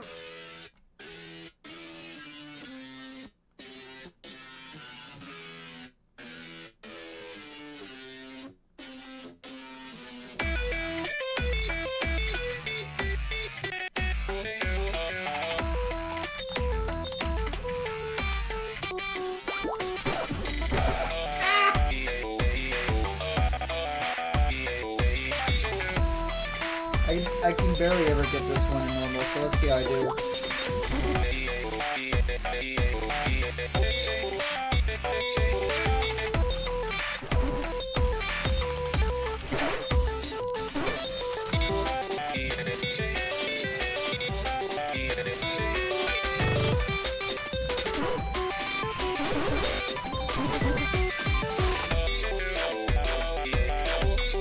That part always gets me a lot.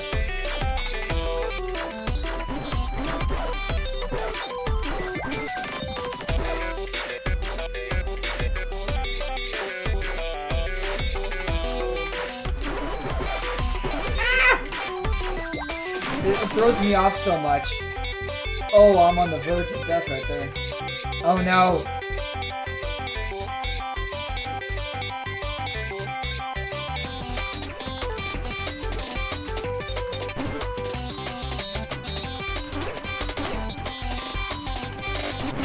Ah. Good lord, what the hell is your problem, man? Just do it right, please. 3, 2, 1, go! I'm trying.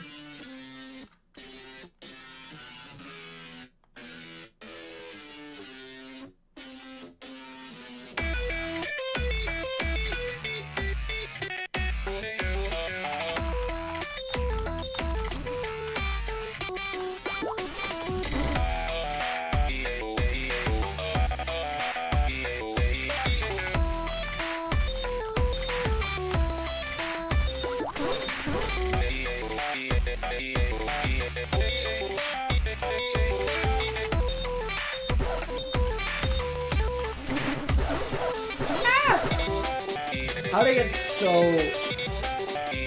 desynced on that?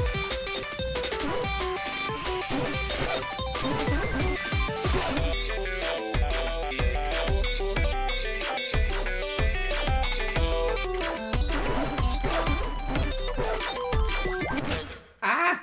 Okay, I'm switching to normal. I give up on. I'm switching to easy. I give up on this one 3, immediately. 2, Fuck that. 3, 2, 1, go! I'm going whip mode.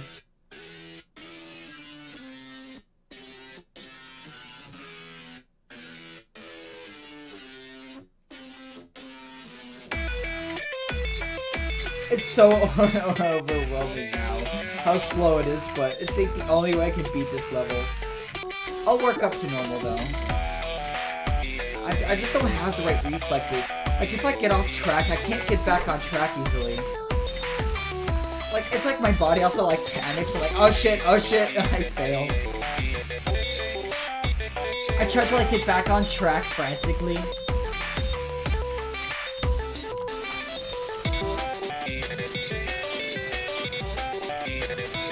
But sometimes I enjoy the game from like just the story that happens. I just want to progress to see the next part of it.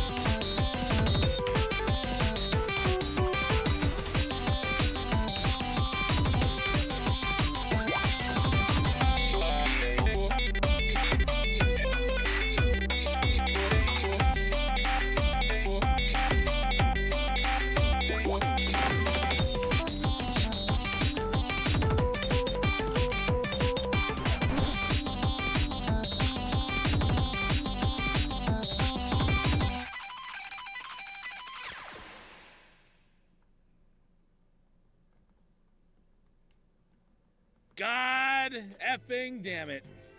Well played, you little shit. But this is war, and in war, people die.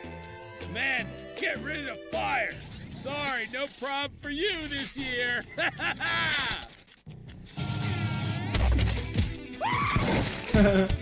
Look who it is, your sexually ambiguous, angry little friend.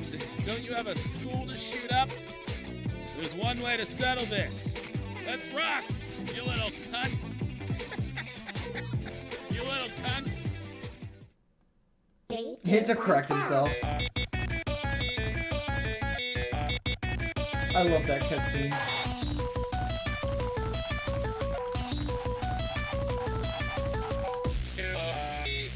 Actually, I'm gonna try this one on normal. 3, 2, 1, go. I'm curious. Let's see how we do.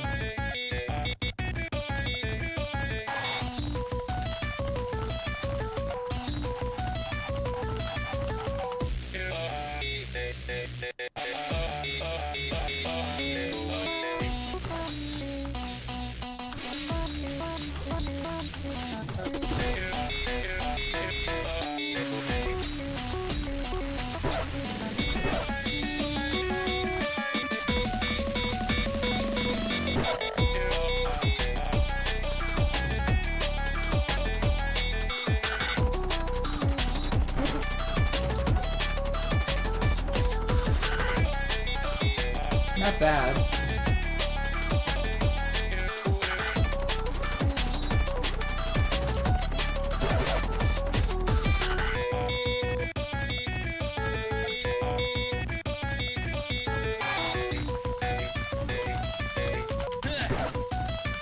Pretty good.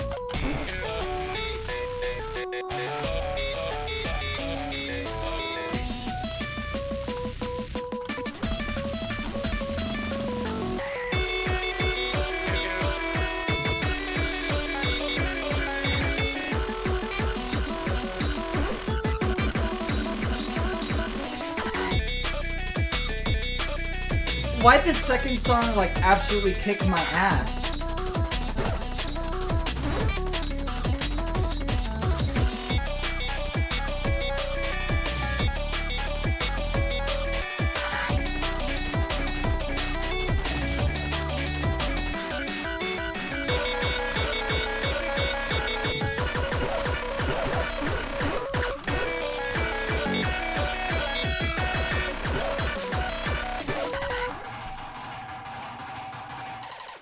The second song absolutely kicked my ass on normal. Why did I do the third one?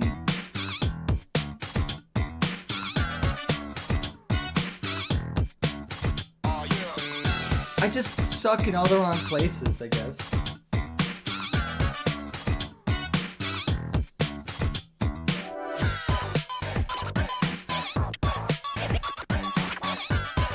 You haven't ascended to Tank Command's level to ascend with him. Apparently not.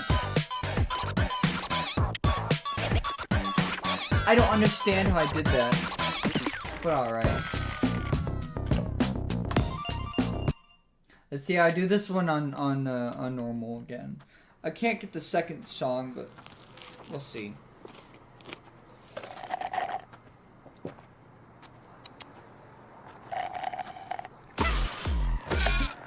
I love this cutscene, it's so cool.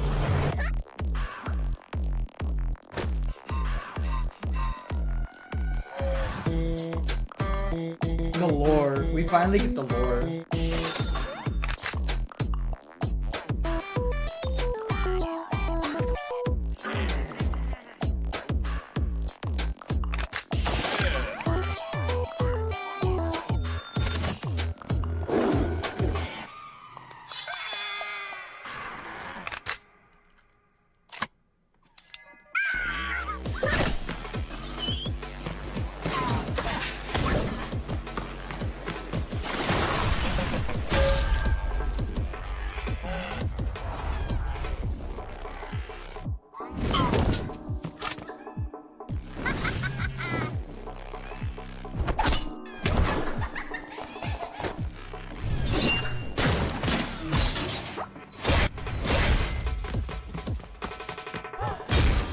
He really does not watch where he's going.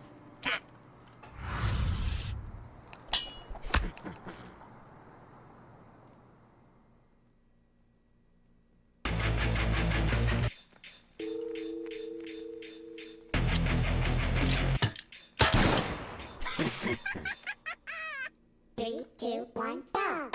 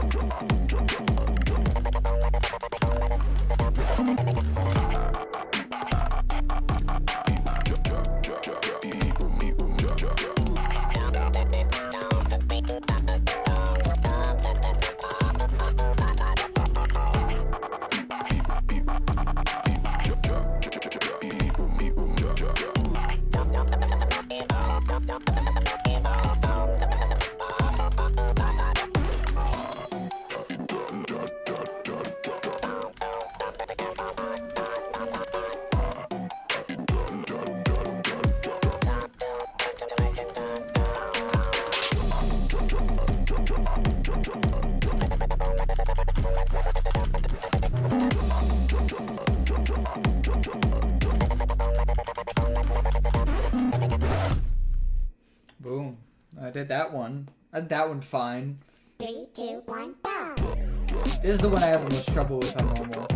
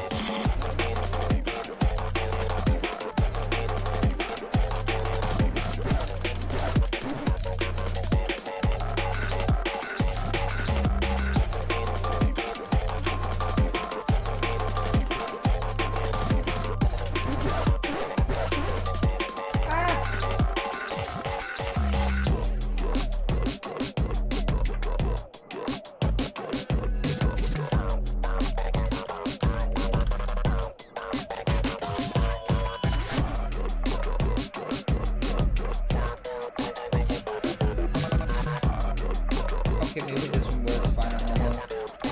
I think it was the third one I had trouble with.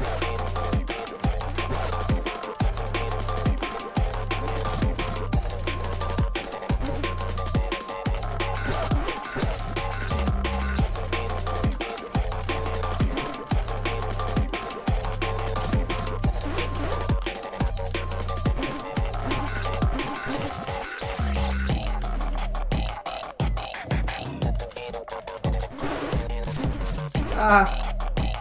Oh god.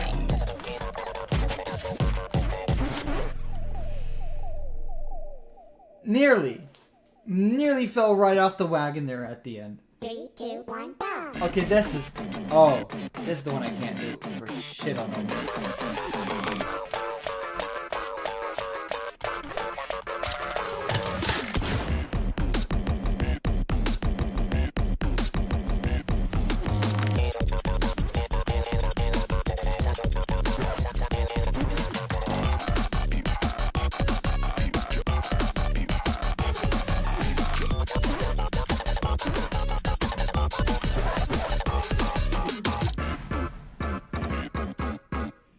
Where it doubles up. No. This is it. I'm a normal, okay. There it is. Okay, never mind.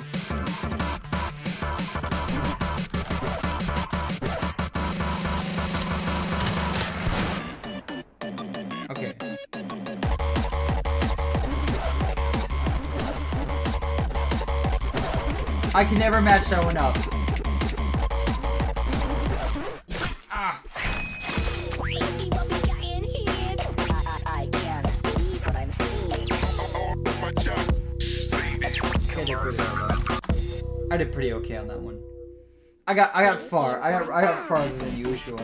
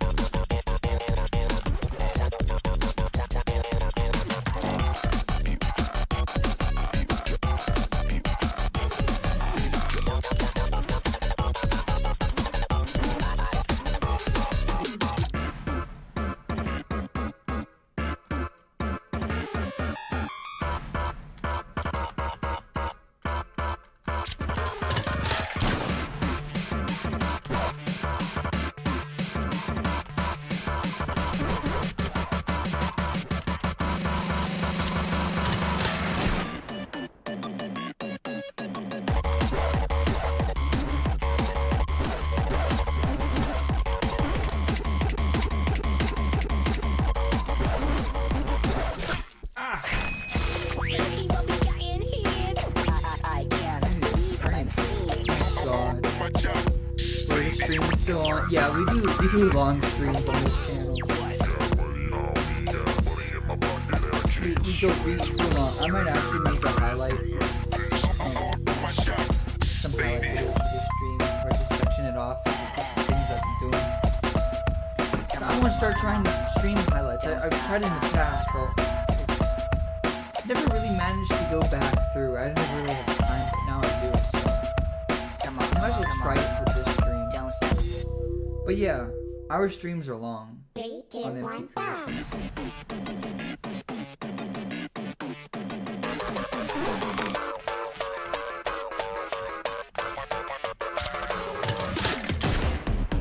Let's see if I can do this again. And then I'm going back to easy.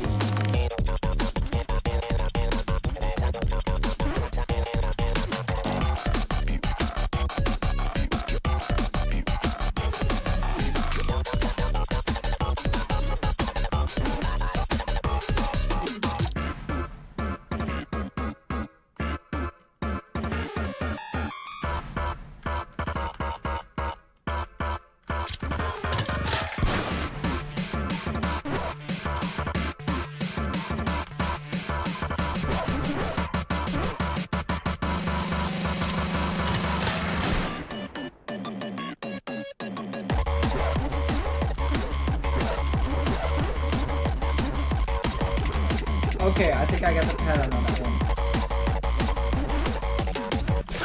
Ah! Oh! I almost had it. Damn it. 3, I 2, 1, go. almost had it on that one. I was like covered.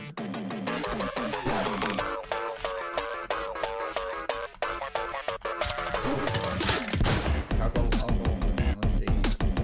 See if I can actually get the pattern this time.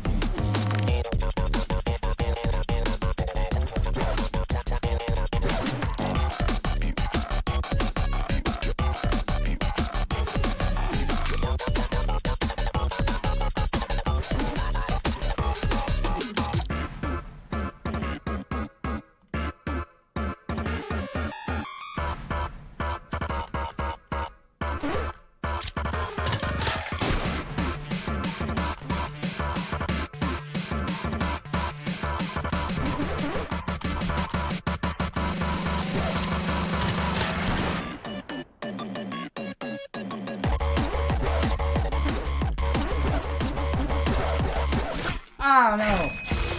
Oh. 3, 2, 1, go. I got so de-synced that time.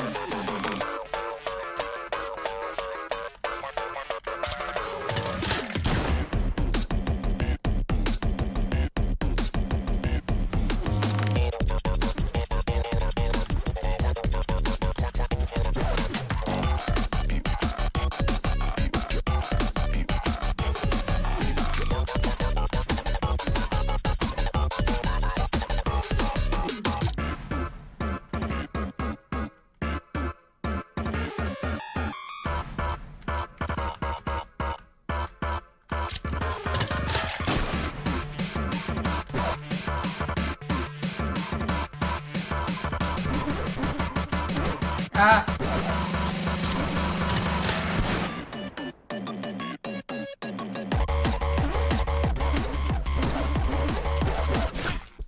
It just changes so quickly. Like, oh god, I can't get that one. 3, Okay. 3, 2, 1, I go. give up.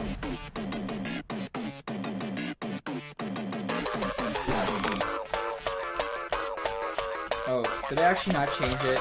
I forgot, it's glitched. I'm on easy.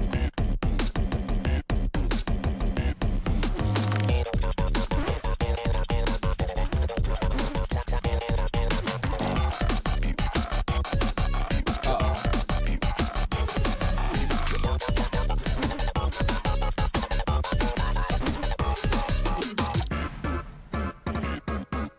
I think I'm trapped on normal.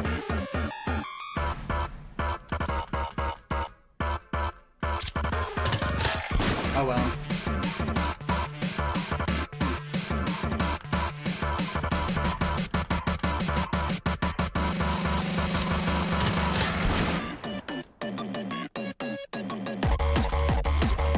Oh! Never mind, maybe it is easy.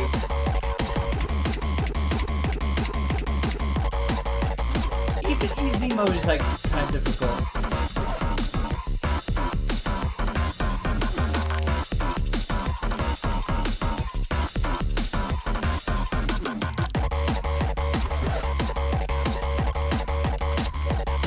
I think I know why this song doesn't have erect mode. It's because the hard difficulty on this is probably equivalent.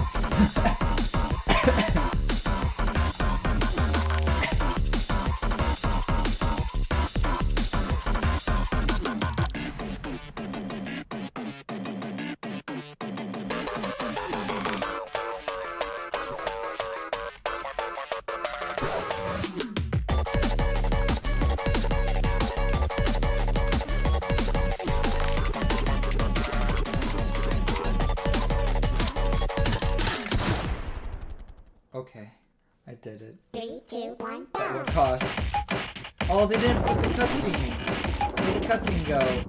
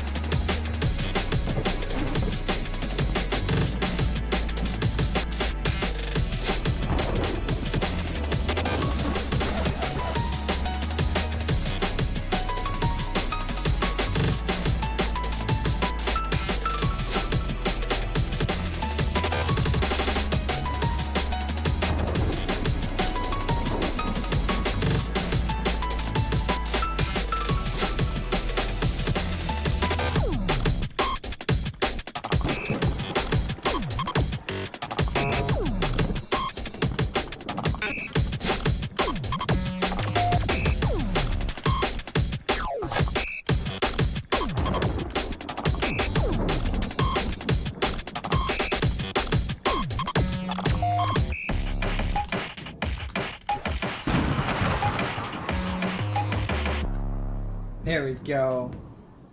It's on easy, but oh, they didn't have that cutscene though.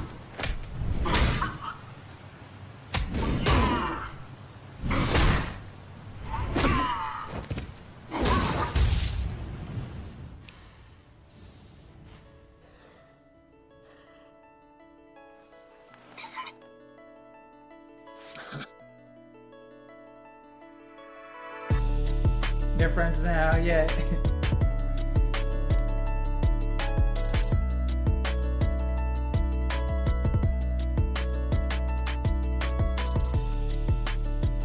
frames again.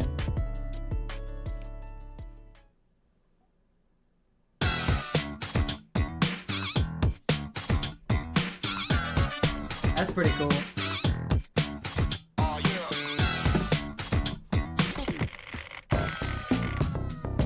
Well, there's Friday Night Funkin'. I'm gonna mod it. I'm gonna make an empty creations mod. Alright, that's enough of that. I'm gonna get to animating then. I'm gonna grab my tablet then in that case. Whoop. Head over here.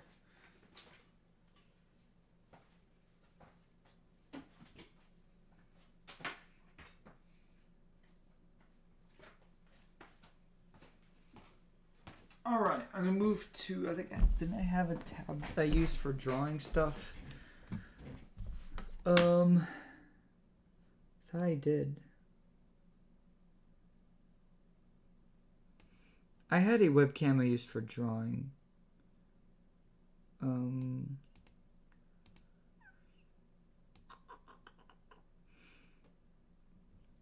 Oh, welcome back, Showbiz Pizza Fan 20. Where is my... Oh, did I put an other? It might have been here. No. Apple pencil charging.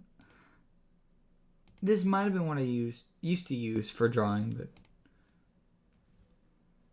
clearly is not working anymore. Or does not like put together.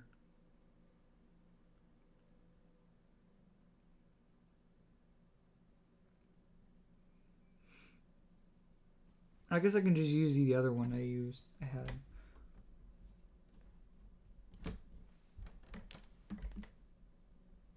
Hang on, there we go. Let's do that.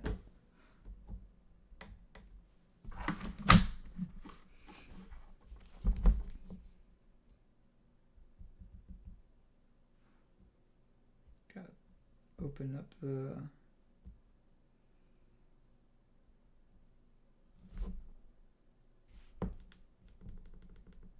Alright, hang on. Gotta make sure I have my apps in working order.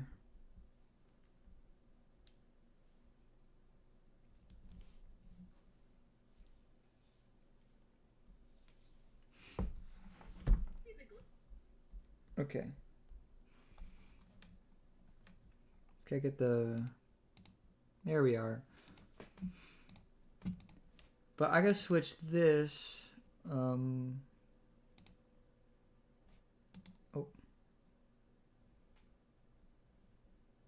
Hang on a second.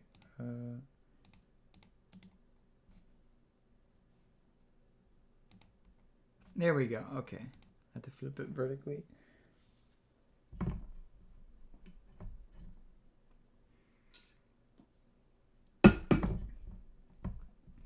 So now you can kind of see. I wonder if I can just...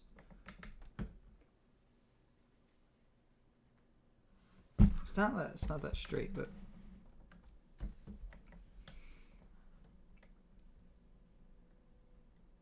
I guess that way you can still see it upright.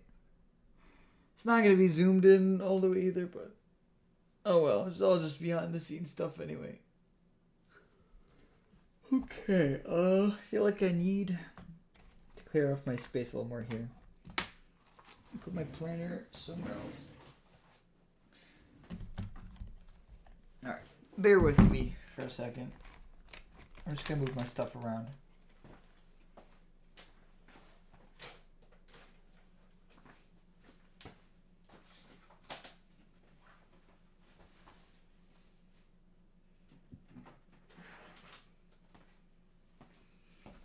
Alright, so I have this big notebook here. My Chipicot stuff in it. In case I need it to jot down some things.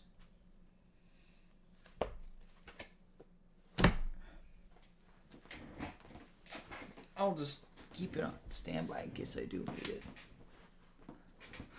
Alright.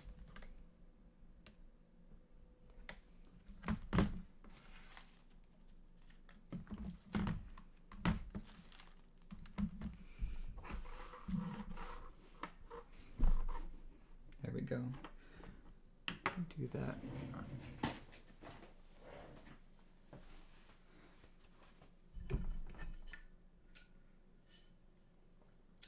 I think I need to go throw some stuff away. I just got some junk on my desk.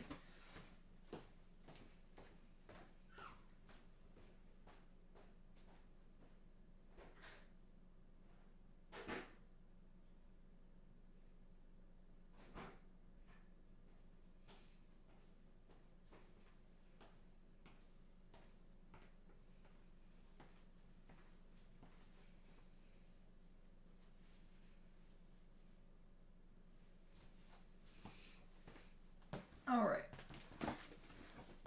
Now we're good. So, where did I leave off here? Oh, this is not really... It's kind of backwards as well. Hang on. You flip it. Yeah, now you can see it actually how it's supposed to be. Move my phone over here. There we go.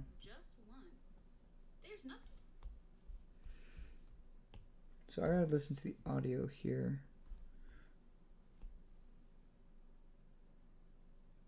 There's nothing to do.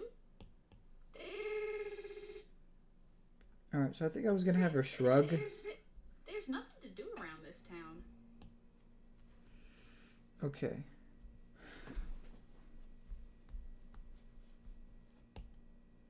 So there's...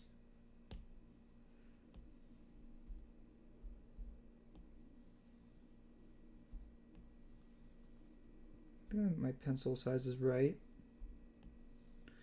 So always gotta make sure the face shape is gonna be fine.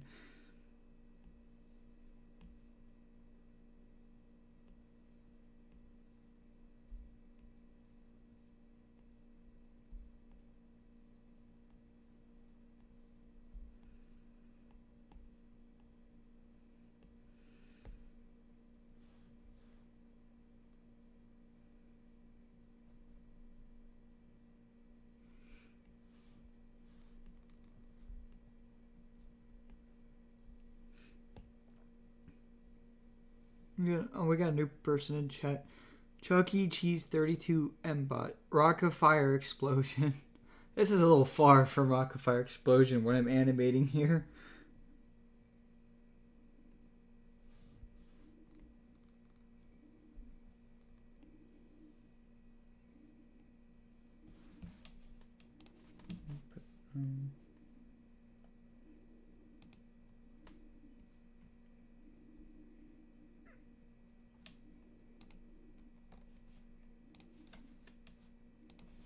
Okay.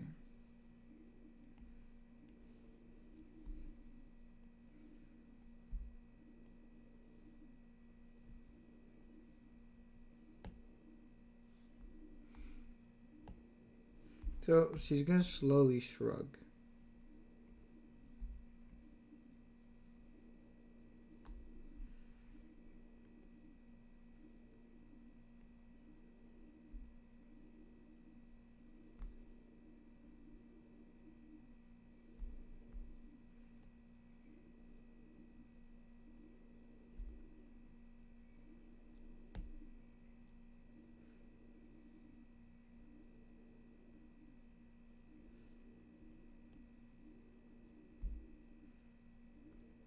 Animating takes so much patience. This is probably going to be my showcase of such patience.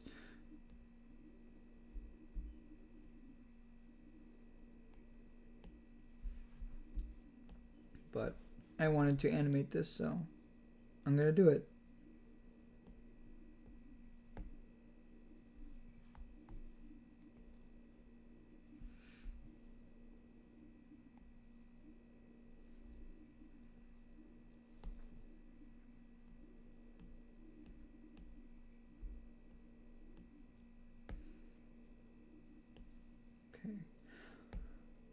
Bit of a smear frame here. So like the hand doesn't really need to look that perfect.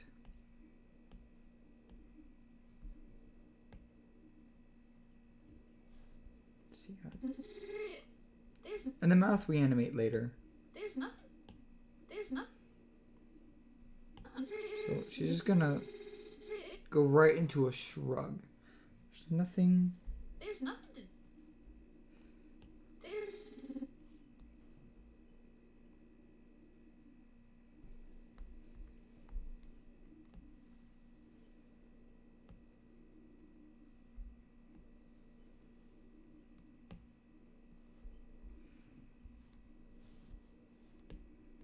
Move that up a little bit. Procreate Dreams is missing the lasso tool within the drawing space. I'm not sure if that's to encourage more like hand-drawn, a more hand-drawn look to animations or what, but it would have been a lot more useful.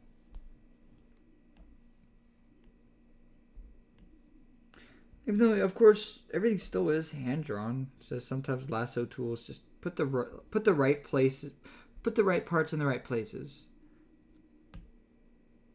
Like if something looks weird or so.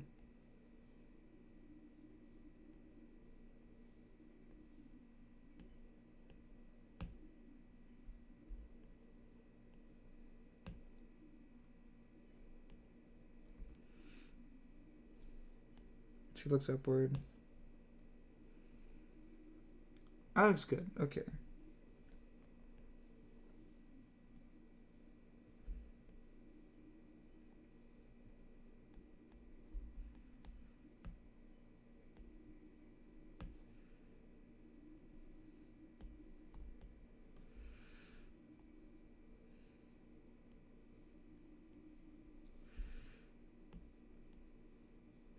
And we're gonna like have the shrug be more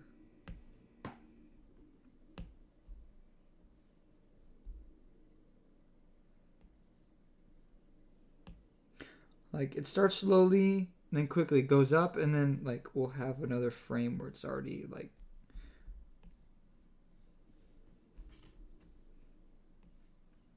a little more like that. Like ease in and ease out.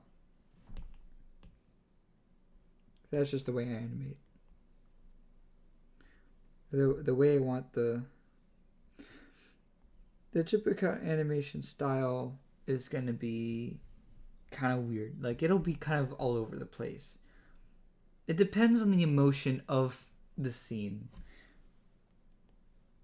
Like sometimes maybe I'll try that cool effect that where like the scene will look like there's lower frames per second, but it'll still make it probably be during an action scene or something where it looks cool.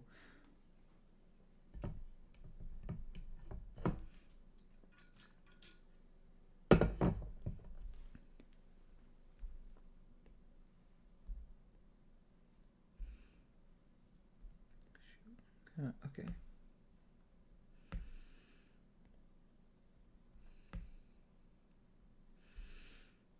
Oop.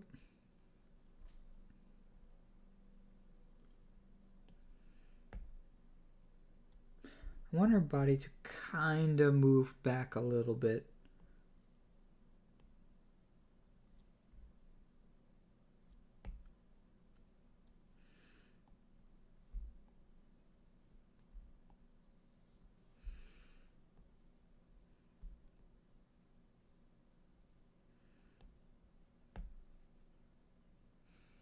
Like very subtly.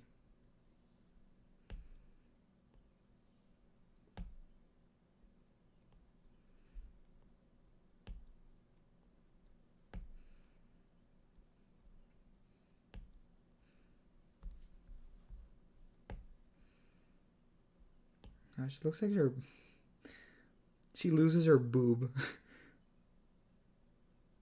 Like the shaping kind of disappears there. I'll kind of bring it back by doing this.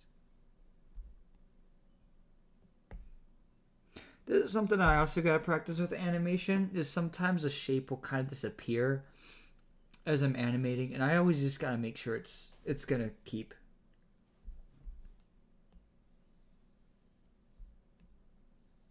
I don't need to draw the whole circle for this one. I just trace it because she's not really gonna move her head.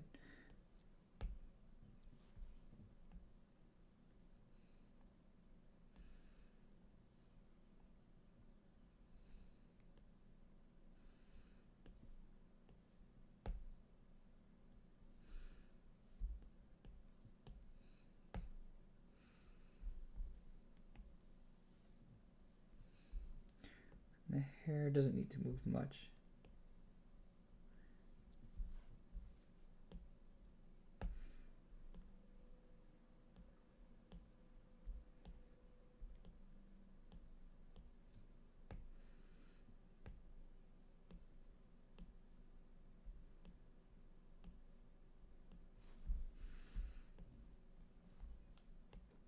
Hands are also so difficult to do.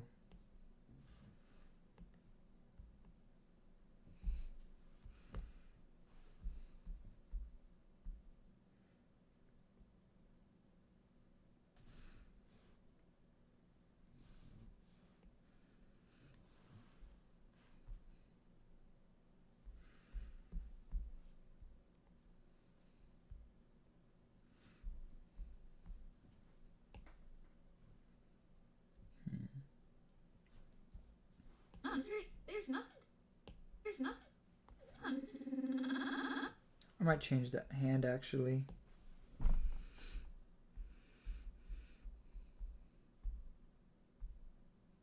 Oh.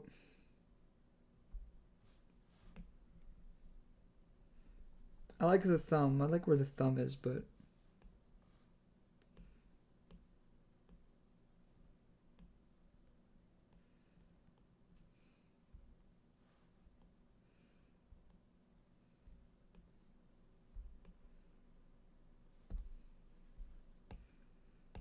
there we go, that looks better.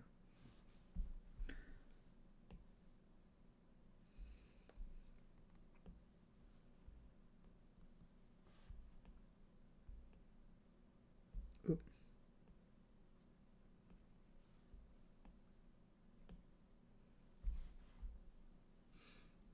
I just gotta do a similar sort of thing for the other hand.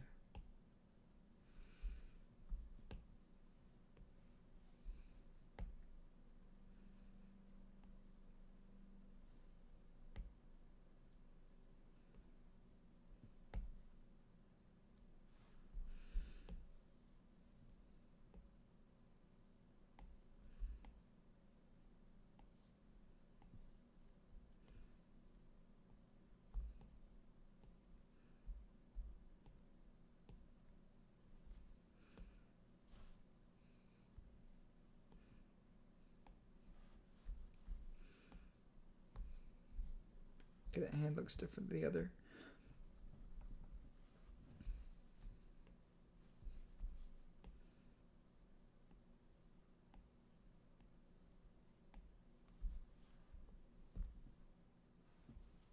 That's close enough, I think. Not every frame is gonna have to be perfect. And I'm not a big studio, so it doesn't really have to. It's not really meeting any executive standards.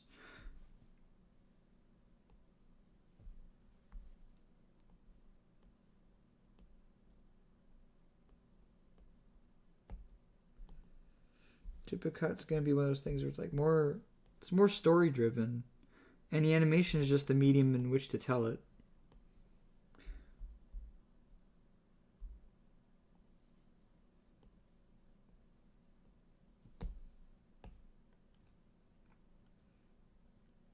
That's good.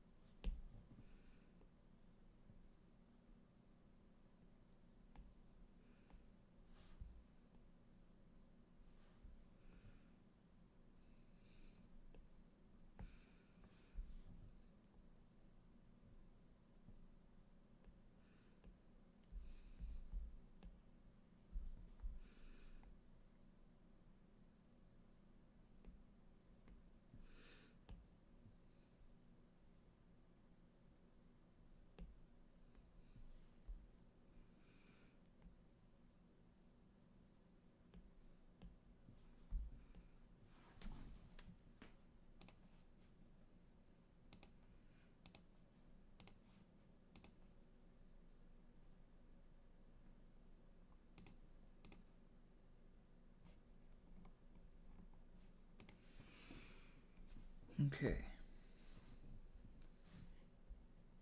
See how that looks, and you can color. There's nothing to do.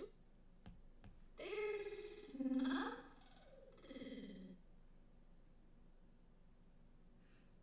Okay, I think that looks good.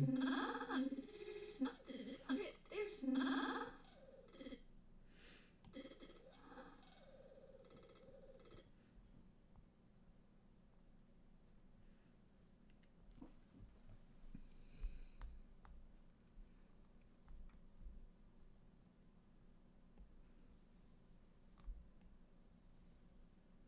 Alright, I'm gonna draw in 2 more frames and then do some coloring and then the next bit.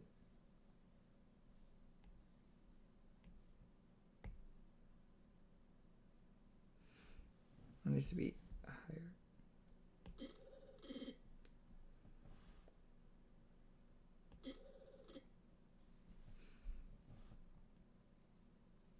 I could do this.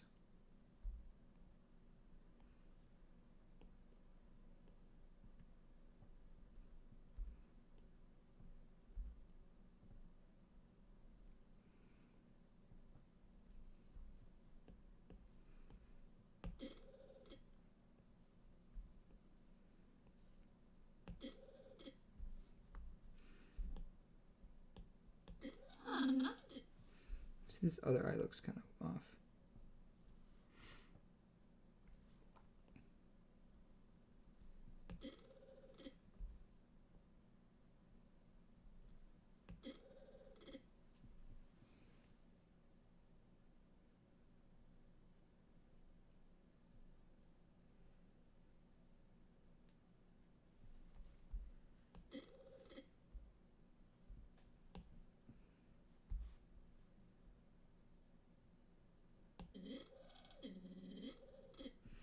Okay.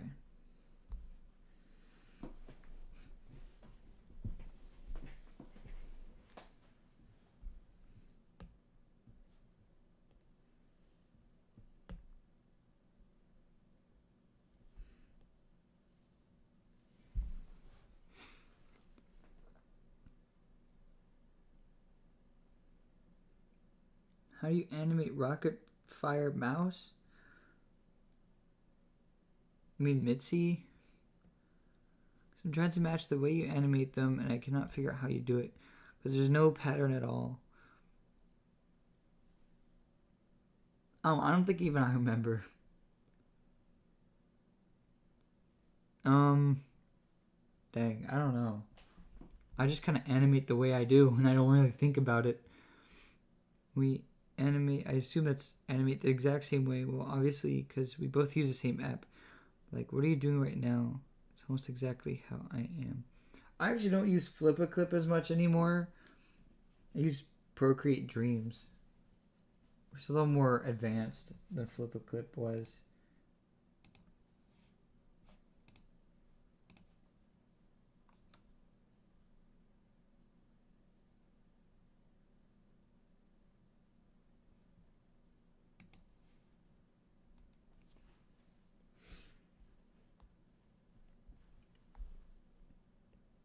I just kind of learn by observing other things. Like what I'm doing right now is here. I'd better. Here's Caratus. Let's go back here. The beauty in the world, and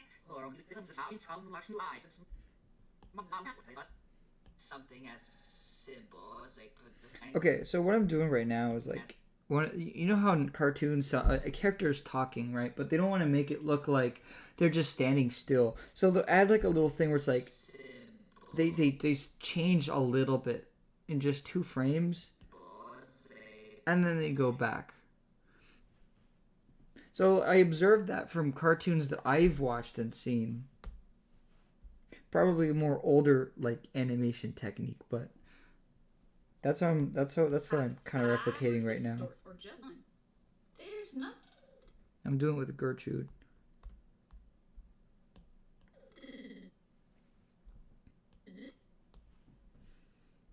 Whoop.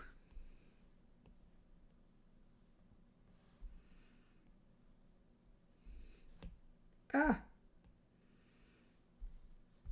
Like it's always gotta. It's always a. Just gotta make sure everything's like in the like goes to the right place. If she's lifting her head, you don't want her hair to go down or stay in the same place. Whoop, whoop, whoop, whoop. And I can kind of see how it'll be like whoop, whoop. Like that's what I'm gonna do. She's gonna go up, and she's gonna go back down. And it's just this like classic animation thing that I've just noticed.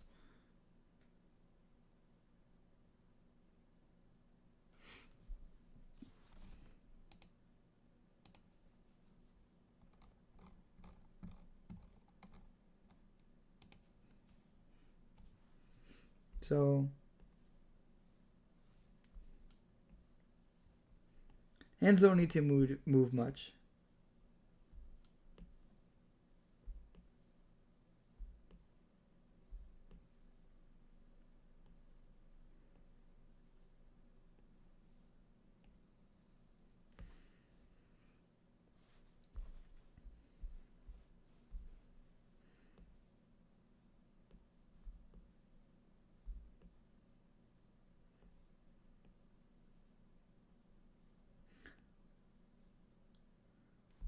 I surprise myself with the fact that I'm willing to like this is the process that I'm gonna do for a whole series.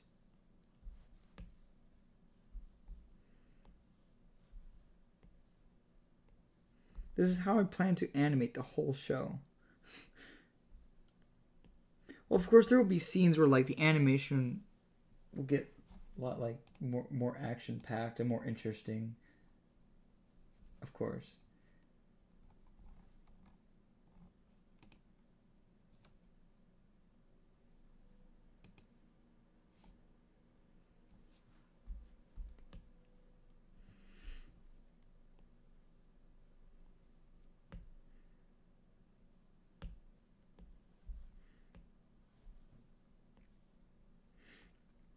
So I found a point where the way she's lifting her head, this bit goes up, but this bit down here will go down. Sometimes you gotta really pay attention to just how things will look. Hair is tricky. Hair can be tricky. I've started to advance my animation too. I've been trying to get these axing the exact same. Is that what you mean? Colors the same with my banana split series I've been working on. Yeah, in the past I tried to stick myself down and animate at least 20-minute episode. I can't do it. Like, and I animate like 2 minutes. Yeah, chip cut episodes, from my estimation, might be each. I mean, they're not going to be as uniform as actual like TV show episodes are. Like one could be 10 minutes, the next could be maybe 8, and then goes up to like 12 minutes. It really depends. But since I'm not working for a studio and they don't need me to cut down for time, I can kind of go all out. I could make long episodes. Do you have layers still? And yeah, on Procreate Dreams, I still have layers. They got a really advanced system. You can add a whole bunch of layers, a lot more than Flip a Clip can handle. And you can even group the layers, and group like the layers you got on one track. And they're actually not really called layers; they call them tracks. But even within the drawing thing, you have layers here. And I'll show you after how I animate the mouth, if I'm able to finish this whole bit.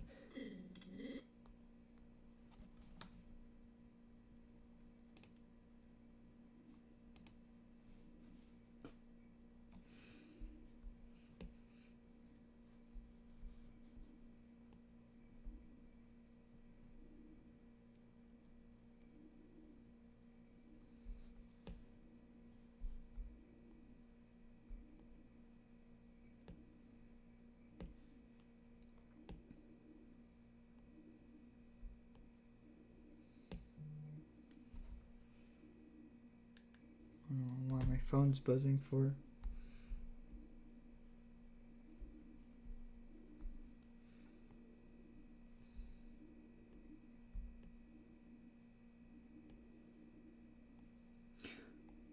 I would advise though, like if you wanted Procreate Dreams, make sure that animation really is gonna be your thing.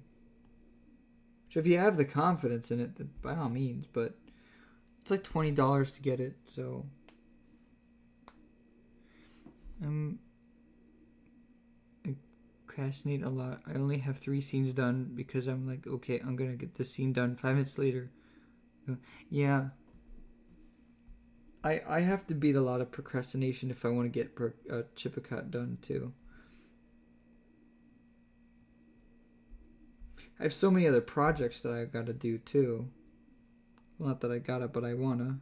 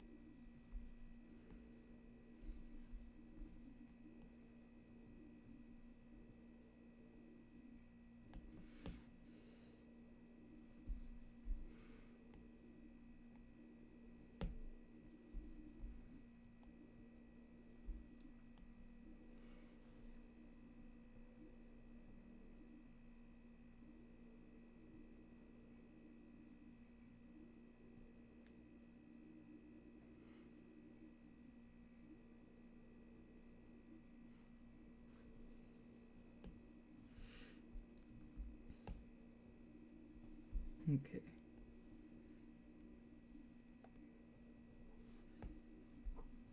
Let's take care of our legs here.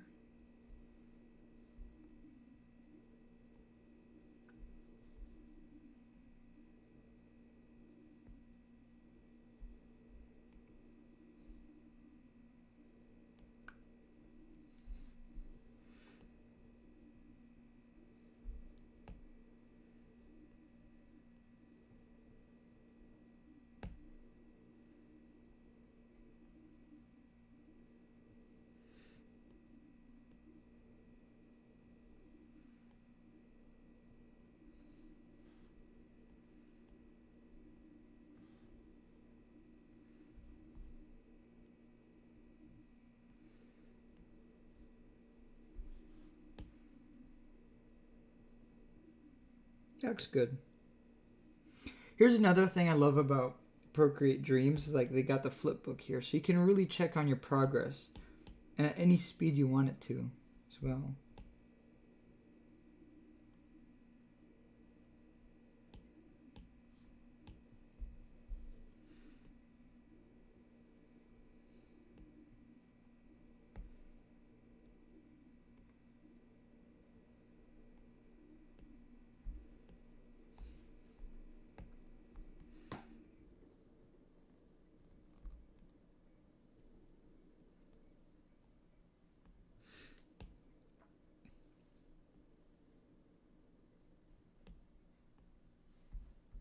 There we go.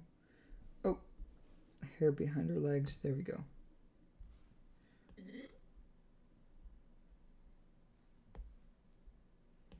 There's nothing to do around. Okay, and I think Nothing to do around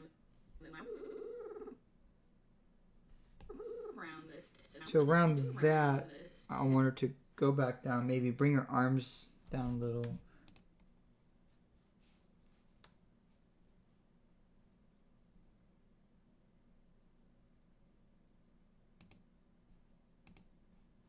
Oh, I got a Discord DM.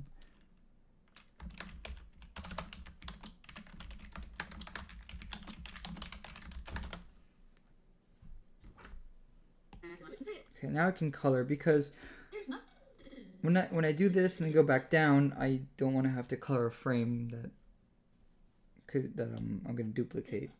I don't want to color the same frame twice.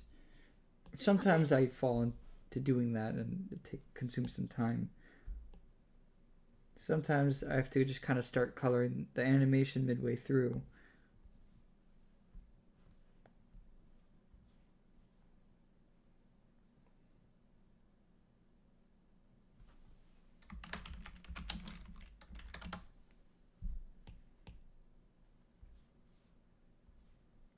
So I'm going to go through and like instead of like going through each frame and changing the colors, I will go one color on each frame and then go back through and color a different area. This is my workflow. It makes things a lot more efficient.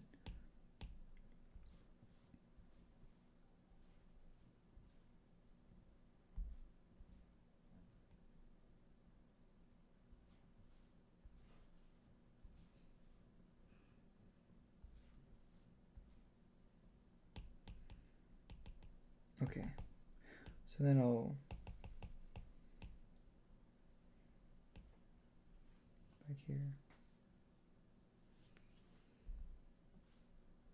I'll do her skin color. And another thing about Procreate Dreams is it keeps like it has the same amount of colors on one palette that you can have in normal Procreate. So Flip a Clip only lets you have like 5 at a time. Procreate Dreams, I have like a whole bit there, and I can keep colors for more than one character. Meanwhile, over on Flip a Clip, I had to limit the colors so it would be easier to animate on there. And so I really want to switch Life of Empty to being animated with Flip a Clip Dreams.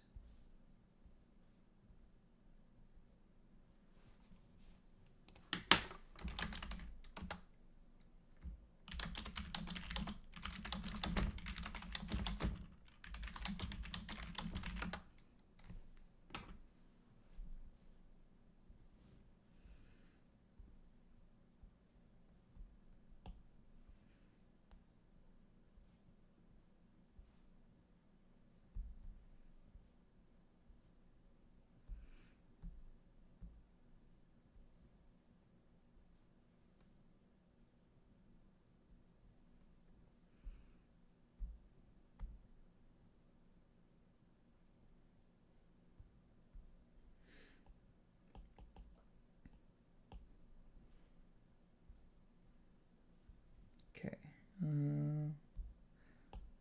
I'll just go back down.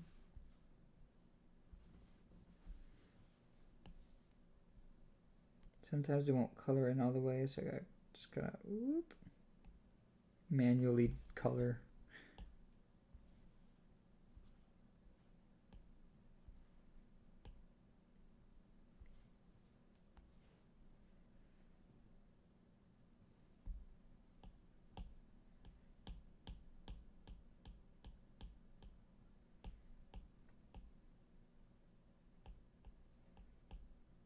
Here we go. Okay. Now her shirt. One more little crop top.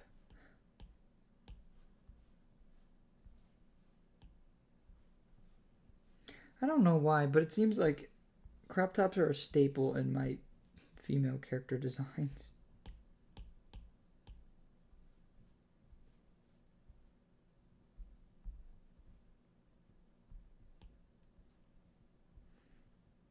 Someday I need to make a male character with a crop top. I think that'd be funny. They do that in OKKO. They're like actual work uniforms in OKKO or crop tops.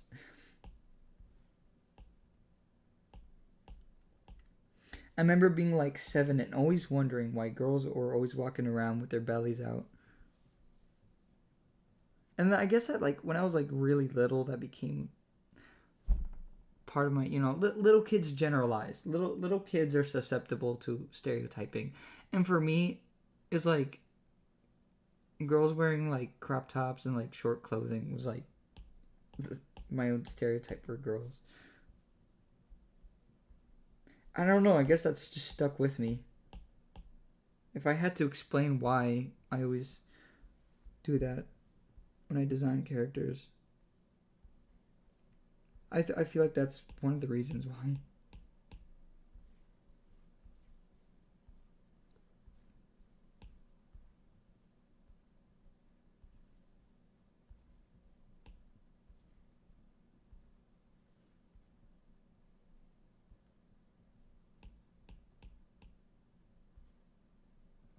Banana splits is to go. Okay, I'll see you. Oh, I think I missed the messages here too. Back from programming. There's a scene where a beach bear goes through a metal detector and has to take his head off. Taking like 4 hours to finish. I think we're living the same life. We have so many projects. Yeah, I have so much stuff I want to do.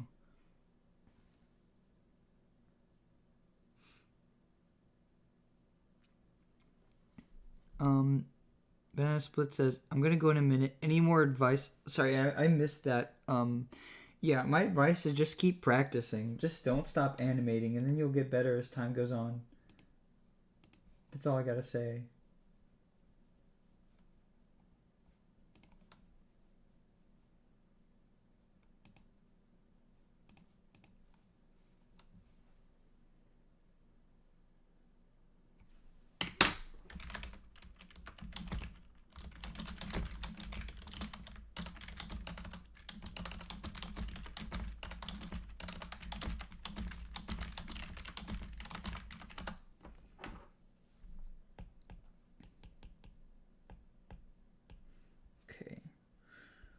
Gertrude's socks are always a pain. I always leave them for last on purpose. Because they're both two colors.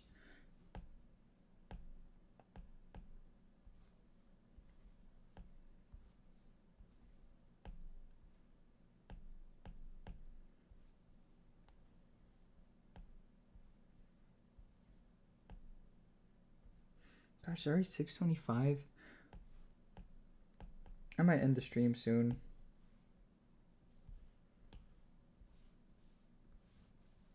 Well, this has been fun. I kind of missed streaming, especially like little variety streams like this one. This has been great.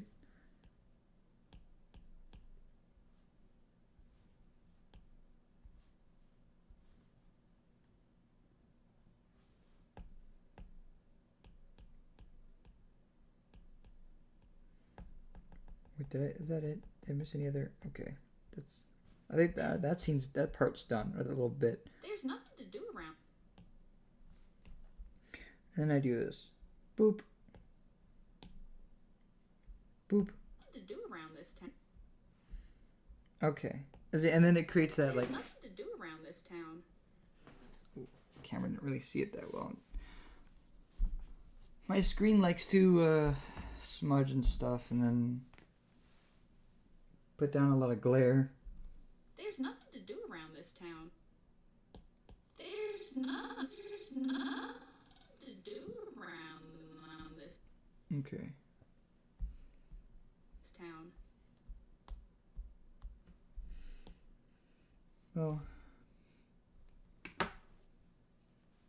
getting a little tired anyway, so maybe I'll end off the stream here. But there, I think I did pretty much everything I wanted to do. I talked, I went through the Lego stuff, I played some Friday Night Funkin', and I animated for a bit.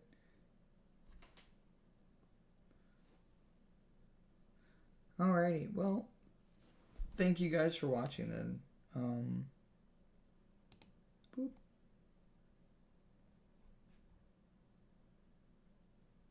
Okay, just making sure I got everything in order. I'm probably just gonna keep animating this off stream. There's a little preview. I think that's about it. That's all I really got right now. I don't want to keep you guys bored by me just silently animating. And if you like it, if you like these streams, then let me know, and I'll keep just chilling and animating on stream. I'll see you guys next time then.